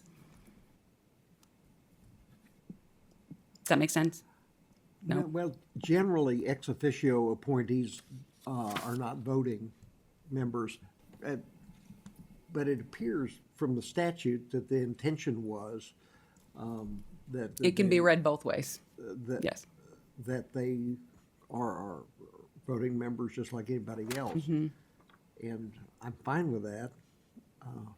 That's up for discussion. That is. You're here and I want Yeah. you to vote. And that's fine. I'm just saying the way the bylaws are written, I would not be able to vote. Yeah. Yeah, what the statute says, and it's 602 B2. The advisory committee shall also consist of the chair of the State and Local Government Committee of the Senate and the State Government Committee of the House of the Representatives, and the Attorney General and Reporter, or the Attorney General and Reporter's designee. So Lauren Lamberth as the designee, as written, would not be permitted to vote. I don't think that's right. I think Senator Briggs, Representative Crawford, and General Lamberth should be entitled to vote. And that's a somewhat separate issue it's separate and I mean, intertwined. either they have the authority, we might be able to sort of explain it in the bylaws, but this is a statutory question. Yeah, let's go a little bit out of order and address that issue, because that issue is in section 3B1, where we talk about where I've drafted a quorum of the committee shall consist of 1/2 or more of the voting members appointed and serving. And then I did not feel comfortable proposing, and I wanted it to be for this committee to discuss, is whether some or all of the ex officio members should be non-voting. In the research I've done, according to Robert's Rules of Order, the default position is that ex officio members get to vote unless there are bylaws saying they should not vote, which is why it's appropriate for General Lamberth to be voting today, because we don't have any bylaws saying she shouldn't vote. The bylaws could say that she could not vote. Where I've seen you have ex officio members who don't vote seems to be where they would be like a legal advisor. You wouldn't want your legal advisor voting. Or where there's just an inherent conflict or too much potential for a conflict of interest. That's where I've seen it. I know other people have more experience on committees and bodies than I do and may have additional thoughts on those issues. If a senator had a bill on open records and if it was Senator Briggs, should he be able to vote on our recommendation on his bill? I look at that as a situation. I don't think it's an inherent. Recuse himself. Yeah, I think he would recuse himself, and I think it's a situational. He wouldn't be incurred. He would be seeing, I think, situational conflicts where situations might arise that would cause him to want to recuse himself. But I don't think there's an inherent conflict on the legislators voting. Would be my view, but that's just one person's view, and I don't want to inappropriately. So I'm just trying to lay out what I've looked at and my thoughts on what I've seen. Can you hear me? I think that's right. Situation specific, and the committee may want to explore adopting a conflict of interest policy for those situations and how those will be handled as far as recusal. African Americans there are? Yes, so I just want to be clear, there's two separate issues. Whether ex officio should vote or not, one issue. And then if ex officio is permitted to vote, 2B, what are we in? 3 currently says the designee cannot vote. That's what I'm having trouble with. So even if the ex officio office, my office can vote as the designee, the way the bylaws are currently written, would not let me as the designee vote. So I just want to clean that up to what we want. I'm not very passionate about what we do. I just want to reflect what we want in the bylaws. I think I read that differently than you do, because I think in just your situation, the designee is a member of the committee. But read the bylaws, though, is the problem. It says no voting members may not send a designee. So we can change that language to clean it up. But right now it says voting members cannot send a designee. But I think you're the, never mind. Well, I think we am could- the designee. Yeah, I think we could. I must apologize. I've got another meeting I've got to go to, so I will just have to step out. Thank you, Dr. Carter. It seems to make sense, first of all, to address whether the ex officio members are voting members or not.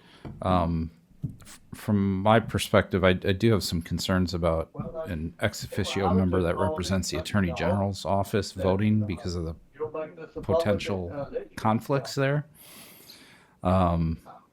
I would raise that for some discussion.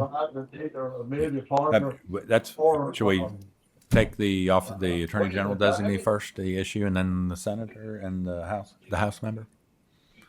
All right, any other thoughts on the AG's designee being a voting or non-voting member?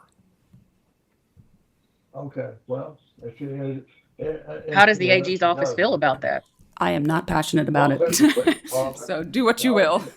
I can tell you when I did my research on ex officio, because it's an ex officio position, it's not time limited, and it's meant to bring the expertise to the commission or to the committee. However, I am not a legal advisor, so I'm struggling with what is my role. If not voting, I'm not supposed to be the legal advisor. Then what am I contributing? And instead they're spending money on horses. All right, I will add a practical Excuse issue. me, on a different issue, can we silence Mr. Ash? I'm listening to that conversation, and this is a very technical conversation, and it's difficult to concentrate on both. Yeah. Ambassador Ash, did you hear that request? Well, in the 50s. We don't have the authority to, can we mute him? All right, we're going to try to mute him. Just send him a message that he needs to mute it when he's offline so I can hear you all. He's living his life. Well, I mean, you'll never get him, but you'll have to get a new horse. What do you? What we're gonna hear. Continue. I don't want to stop All the right, thank you. conversation. Okay. I'm just saying I'm being Yeah. distorted because I can't follow it all. So my point was, if I exist, if I'm on the committee, and also Rachel is here as the legal advisor, what is my role if I'm not voting? That was my only point. I will add, what I was going to add is a practical consideration is the Open Meetings Act it says the committee shall meet with a majority of the members present once a year, or a quorum physically present once a year. Having the Attorney General on means we have met because we have 7 members present here today. If we don't, 7 members present here today. If we don't have the Attorney General as part of our quorum, then we're going to possibly be in violation of the statute. Now, what happens if you're in violation of the statute? If you don't meet 2 years in a row, you have to report to the General Assembly why you didn't meet. What happens if that? I don't know. What they do about it, I don't know. So I'll just throw that out as a practical matter as well. I understand that concern, but I don't think we should let that influence making the right decision on whether or not those members are voting members. The Attorney General's office is the defense in open records case often, right? So it has a vested interest in the outcome, and that's the concern that arises for me.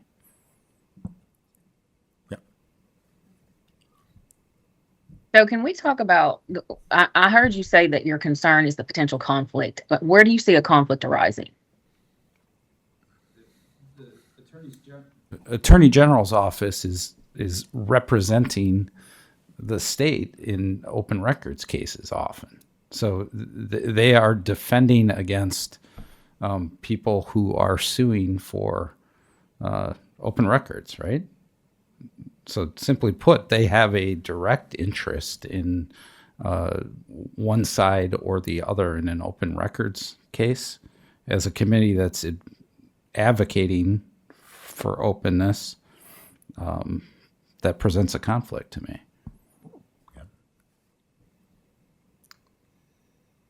Any other, Ms. Hodge, did you have additional thoughts on that?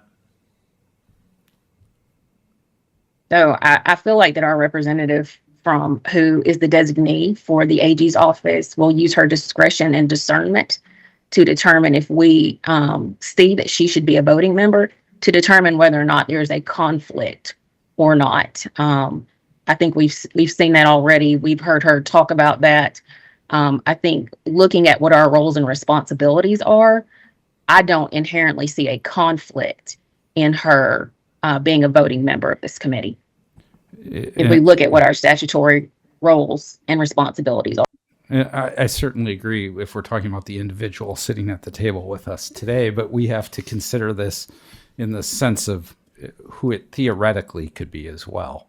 And there are certainly circumstances in which you could have a representative of the Attorney General's office who was hostile to in the opinion of somebody who was suing, to that perspective. And we are supposed to be advocates for open government.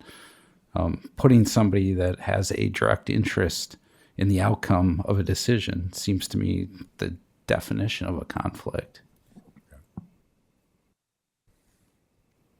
I would just say that I'm one perspective, and I agree that we often have the perspective of defending a denial in that instance. However, there are many other perspectives representative from the press or from Coalition of Open Government, meaning their perspective is most often more open than deny. So I'm just saying, this is a commission or a committee. I would say that we do have opposing viewpoints, and that was kind of the point, to have different viewpoints represented here.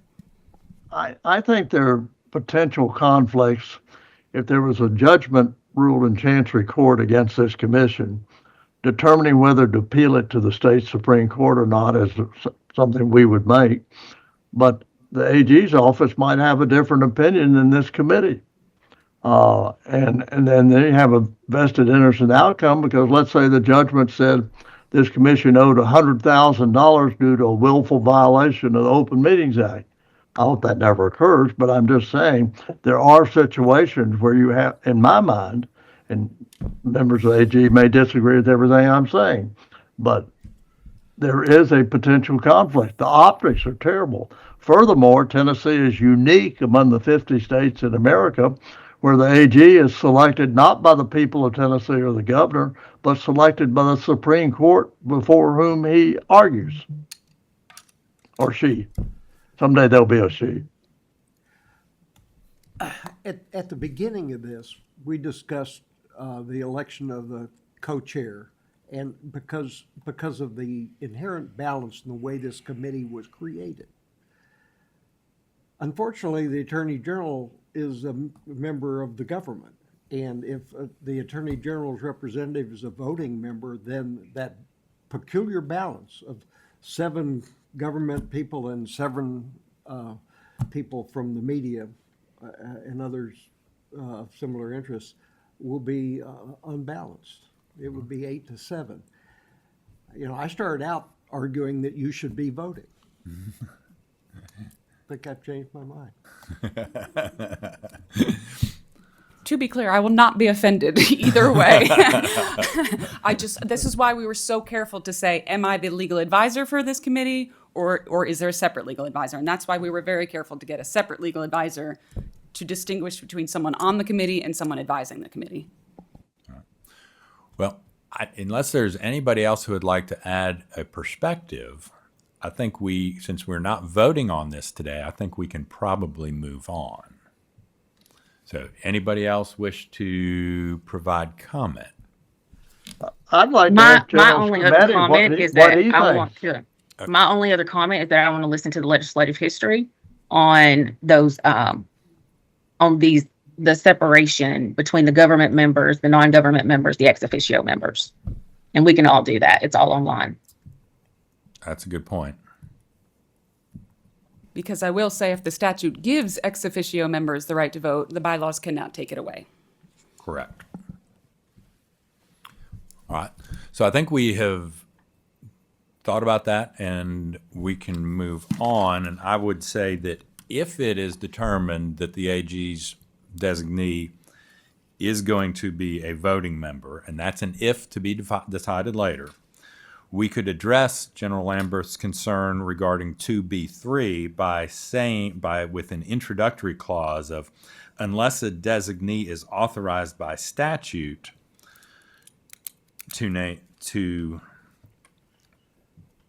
or something like that, voting members are not permitted to name a designee to attend the meeting. So unless authorized by statute, voting members are not permitted to name a designee to attend the meeting in their place. Would that satisfy your concerns if Yes. you are? Yes, if, yes. Okay. All right, great. Back to section 2. Any other thoughts on section 2 of the proposed bylaws?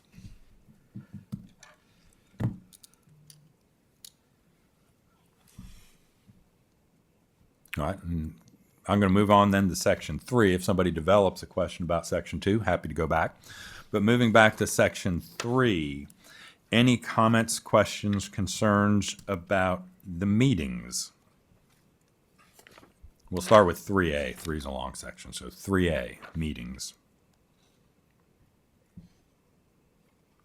And again, 3A1 is straight from statute. The co-chairs can only call on a meeting upon the request of a majority of the committee meetings? No, we can't. We can call it if we want to. There was a statutory amendment this past time because both co-chairs had rolled off and there was nobody who legally could call a meeting. That's right. So Senator Briggs helped sponsor legislation to say that if that happens again, then a majority of the members can request the open record, then can request the meeting. So in section 2A2, the time and location shall be determined by the co-chairs or as otherwise provided the law, and that means that the majority of the members. But it also, the statute also says, it essentially says if the co-chairs refuse, y'all can override us. Well, my personal opinion is the legal counsel should not be a voting member of any commission. They're not at UT, they're not at other places. They're there as legal counsel. And obviously, the law is law, but as an individual citizen in Tennessee, I would encourage the legislature to remove any ambiguity and just make it clear the AG's office is our legal counsel and do not have a vote on the commission. Period. Thank you. Any other comments on section 3B, quorum and voting? Moving to section 3B.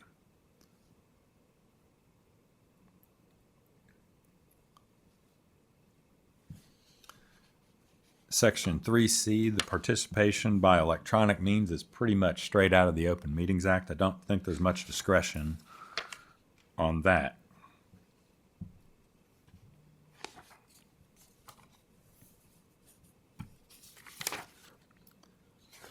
Section 3D, public notice. We've asked online at least 7 calendar days prior to the meeting for the regular meetings. Special meetings can be called on shorter. This would address the issue that if a committee wanted us to promptly provide advice, we would want to be able to do that. So there's a shorter time mentioned there. Consistent with Robert's Rules of Order as well as Tennessee state law, anything on a special meeting needs to be confined to the notice. So we can't expand that. There's a little more flexibility in a regular meeting like this one. A regular notice meeting, we can vary a little bit from the script, but we still should try to comply with the spirit of the law and provide as much information about what we're going to discuss as possible. And I've gotten ahead of myself on 3E there. And I'm sorry, I have another meeting as well. Okay, all right. Thank you, General Lamberth. I appreciate that. Well, I think we've already gone through 3F on the minutes. And then pay particular attention to G as to what our duties and comments are. Again, I've tried to track the statute. I think I'm pretty consistent with what General Appelt provided. 3H talks about the annual report, and this is statutory, and you'll note that it's up to the co-chairs to prepare the annual report. That's not an open meeting issue because it's not an open meeting requirement that we create our report in public because it's not something that's voted on by the committee. So it is something that we are allowed to do by ourselves. And we're supposed to do that by March 1 of each year, which will be one of our next things to do. Because March will be here before we And is that something you'll share with us, even though we're not privy to it? Certainly. Yeah. I don't anticipate, not wanting to share it. I mean, because it's going to be a public document, so I'd want this committee to see it first. And then we could comment on it if we had comments to make. Sure. Yeah, I mean, I would anticipate we'll do a draft, circulate it to the committee, because again, it's not debating towards a decision that the committee has to vote on, so we can do that outside of an open meeting, but we would want to get that input. All right, and then as far as the officers go, 2 co-chairs and a secretary, and then if there are others, it allows the ability to have others if necessary. The terms, I believe, is statutory as well, but people can be reelected. But you also serve until your replacement is named, provided you can't serve beyond the end of your term of office. So we'll just need to be mindful that we make sure and elect the co-chair before I roll off, because I'm rolling off next year. So removals and vacancies, officers can be removed, but because it's statute, because we're created by statute, appointed by the comptroller, I don't think we can remove each other and vote each other off the island, so to speak. Then parliamentary authority, Robert's Rules of Order governs unless something is changed in the bylaws, and then 2/3 to amend the bylaws, and you got to have 2 readings. So Is that 2/3 of the full body or 2/3 of those present and voting? 2/3 of the voting committee members present is what's proposed. So today that would be 7 members, 10 people present.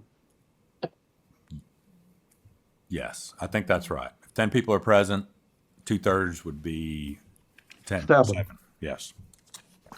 Just a question, when you were talking about the removing, you could remove officers, Yes. you can't remove Yeah. members. And then my second question is, in the group of, in the grouping of people who are eligible to be a co-chair, does that include the ex officio members?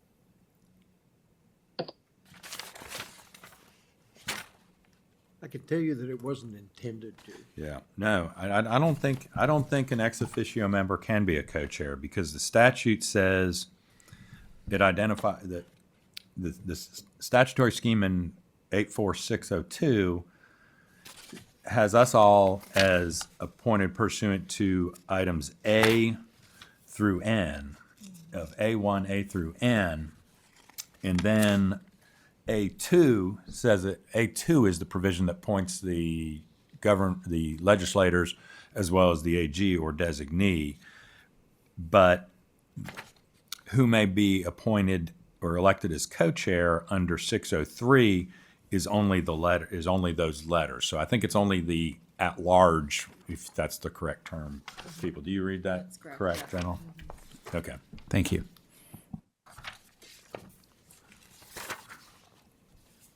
Okay. Any further discussion of bylaws? If none, please give additional thought to what's in there. And if you think anything's missing, I know it's always harder for me to find what's missing than what's not in there. And then pay particular attention to the ex officio members as we discussed. And hopefully we'll have the perspective of at least one of our legislators next time around. I know they are busy though. On that. Okay. So suggestion of topics for future meetings is our next agenda item. Bylaws would be one of them, but does anybody else have any suggestions for future meetings? Topics, as it.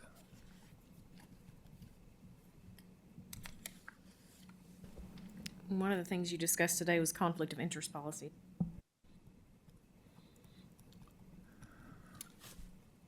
Yeah.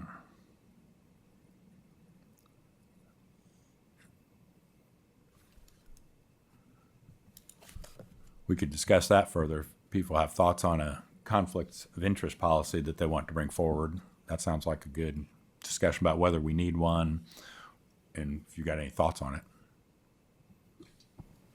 it. It seems logical that we should have one. Seems like a good thing to do.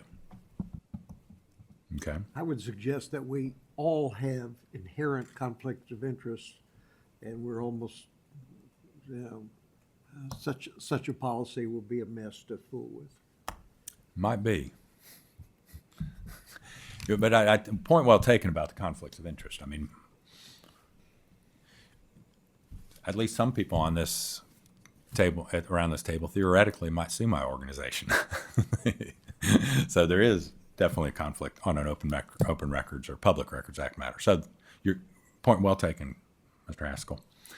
It still seems like we could identify some very clear conflicts, such as the one you just used as an example.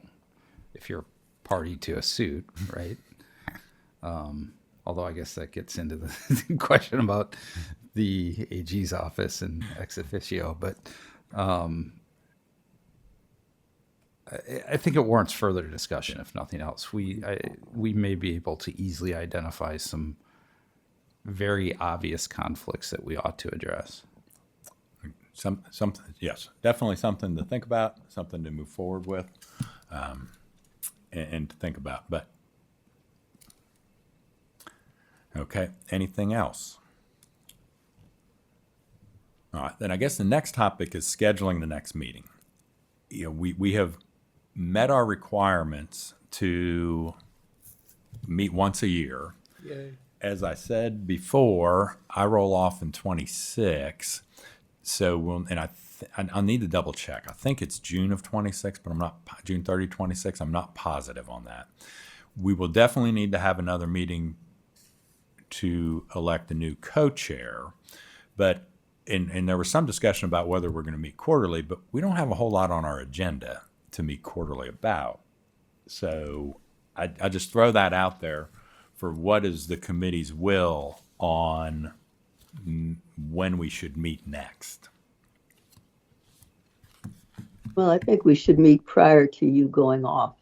Definitely. So we can clean up everything. So that would, I think it's June also, looking at our others. So I would think we'd start between June and May. And the other thing is, with that, if we meet after March, that you have a commitment to send us the draft of the report that has to be submitted, the annual report. I would think we ought to meet before the 1st of March for two reasons. One, to look at the draft report, which will just say we met, frankly. But two, because the rhythms of the legislature are such that if there's going to be something they need for us to do, it should appear in our lap along about the 1st of March, because you're past the filing deadline for bills, the two committees involved. I mean, the reality of it is if they're presented with a bill that they're uncomfortable with and they're looking for somebody to have a position on it and potentially to put off their consideration till another year, that would be a time they would do that, would be sometime around the 1st of March. Yeah. So sounding mid-February-ish would give, because again, the bill, remind me, Mr. The filing deadline is typically late January or early February. Am I correct about that? The bill filing deadline is typically around there? Typically 6 weeks after the first day. Yeah, and then they can always amend bills and amend them very broadly. Well, I would suggest we meet, whatever month it is, we meet on Monday. The reason being, while it's during the legislative session, they go into session Monday evenings.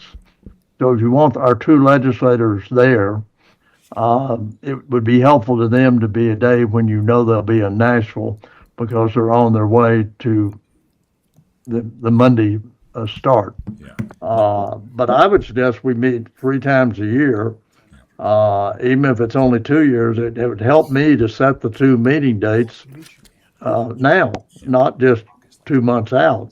Because, we make plans to do things and it's hard to change, particularly if you booked a trip that has cancellation fees.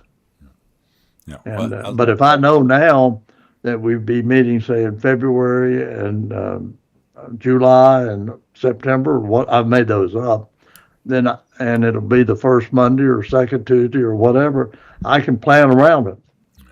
what about looking at February 16th or 23rd, the Monday, the 16th or Monday, the 23rd? Because I think if I may. Ambassador Ash does have a good suggestion. I think the 16th, okay. 23rd, I think the Tennessee Historical Commission, which I'm on, is meeting.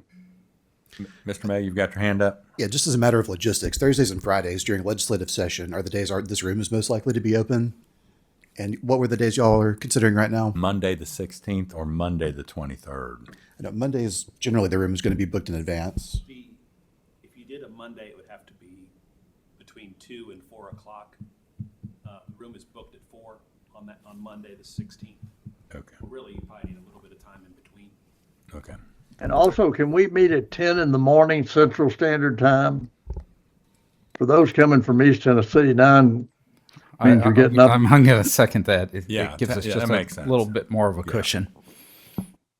Okay, so we're running into conflict. If we can't have the room on the 16th or 23rd until late in the afternoon, making it really difficult for those of you coming from Knoxville to get out of Nashville and get back home before bedtime.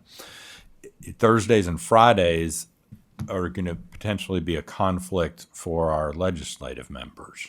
A Thursday would not, by noon on Thursday, they've left. Except at the end of the session. They generally meet Monday, Tuesday, or maybe Monday, Wednesday, and Thursday. Thursdays, they'll meet at 8 or 9 in the morning, and by 10:30, they're adjourning to drive home to Knoxville or wherever. So I wouldn't worry about Thursday. What about Thursday the 19th? It's fine with me. I don't know about anyone else. Okay. What about Thursday the 19th of February 2026 at 10 o'clock Central Time, 11 o'clock Eastern Time? That works for me. And this room is open then? And this room is open? Great. Okay.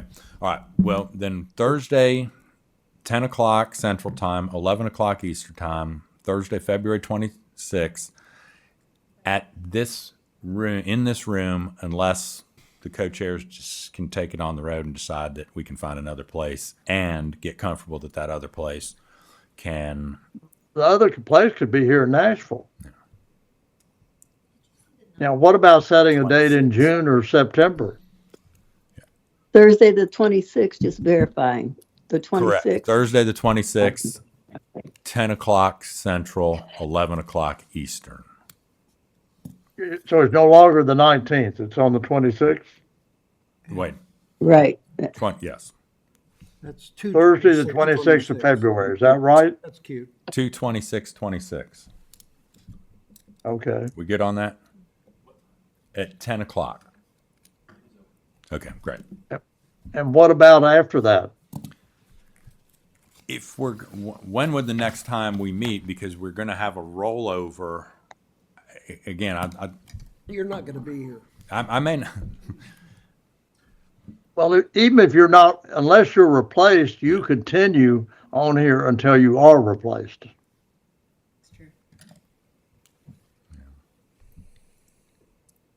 We have a member of the State Museum Commission that's been on there for 3.5 years because neither speaker's appointed anyone. And his term expired 3.5 years ago. Okay. All right. Well, do we want to set a time then in June or July? Yeah, summer's a problem because everybody's trying to go somewhere. And yeah, summer is a problem. To the ambassador's point, I mean, for those who are taking cruises to Europe and things like that, you got to do that far in advance. I would almost think maybe we ought to just skip summer. Fine, have it September. It doesn't matter to me. I just want to set a date. Yeah, No, you want to look at, again, And by the way, you could do cruises in the U.S. on the Mississippi. Doesn't have to be Europe. all right, we'll stick with 10 o'clock Central Time, 11 o'clock Eastern Time on what days are we looking at? In the, It should be, any day should be fine in the any fall. day, what, so for the committee, does it matter on the day of the week? All right, Well, it does matter when, Labor Day is the 7th. right. And so for many people, that the week of the 1st is the last go round at the beach or something. How about September 9, Monday, September 9? Let's not put it up against the holiday. Let's not like put it up that. against Labor Day. I'm looking at the week of the 14th. I've got, September? yeah, I've got board meetings the 17th and 18th. I could do the 14th or the 15th. 14's fine with me. Monday, the 14th, we could have this room. 14th We works know for we me. have a 15th is place. better. I'm sorry, Dr. Jackson? I just said the 15th is better 15th? for 15th. me, but I can Yeah, do if I 15th's have fine. to. 15th's fine with me. Is the- The room is booked on the 15th. No room on the 15th. We're room free. Okay. All right. Surely in the entire city of Nashville, there's more than one room available. In this building, there are other rooms available. What if we go to the following week? Yeah. Do you want to look at the week of the 21st? Okay. The room is open all that week. Except for that Monday afternoon. Okay. Preferences? I can do it the 21st. I can't do it after that. I'm on a trip. Does Monday, the 21st work? It looks like it works for the co-chairs and the secretary. No objection from anybody else? Monday, September 21, 10 a.m. Central Standard. Right. The correct time. That'll be daylight then, Victor, but yes. We'll just go Central Time. We'll avoid Okay. daylight and standard 10 o'clock Central Time. Okay. All right. Well, is there any other business to come before the Do you need a committee? motion on that? I think we can just declare it. We don't need to be doing another roll call vote on adjourning. I think we can do that one by unanimous consent, unless there is an objection to. Or we to- can just get to up do and so. leave and we won't have a quorum. So I want to thank everybody for their work on this. I know that at this point it got to be a bit of a slog at times, but I think it's important work. And if we can get the bylaws done and the policy done, we now have a policy that we can get. I will make sure that the changes get done and sent to the comptroller so that can be posted on the website. For Mr. the Hanson? record, I'd like to thank you for all the work you've made on this, particularly given the fact that you're going to leave us here with all this mess. I'm trying to get it Somebody in had to order do it. before we leave. So, and I don't mean to, and Joel, Mr. Christopher, you're more than welcome to take over on this one, No, next I, one, I, but I also want Okay. to express my gratitude. Okay. It's been extremely helpful. and It's a well-run meeting. well, thank you. I'm not sure I agree with that, but thank you. And thank you, everybody. Again, thank you to the comptroller's office for helping us here. And have a safe afternoon. And those of you here who are traveling, safe travels. Thank you. Thank you. Thank you. We're adjourned.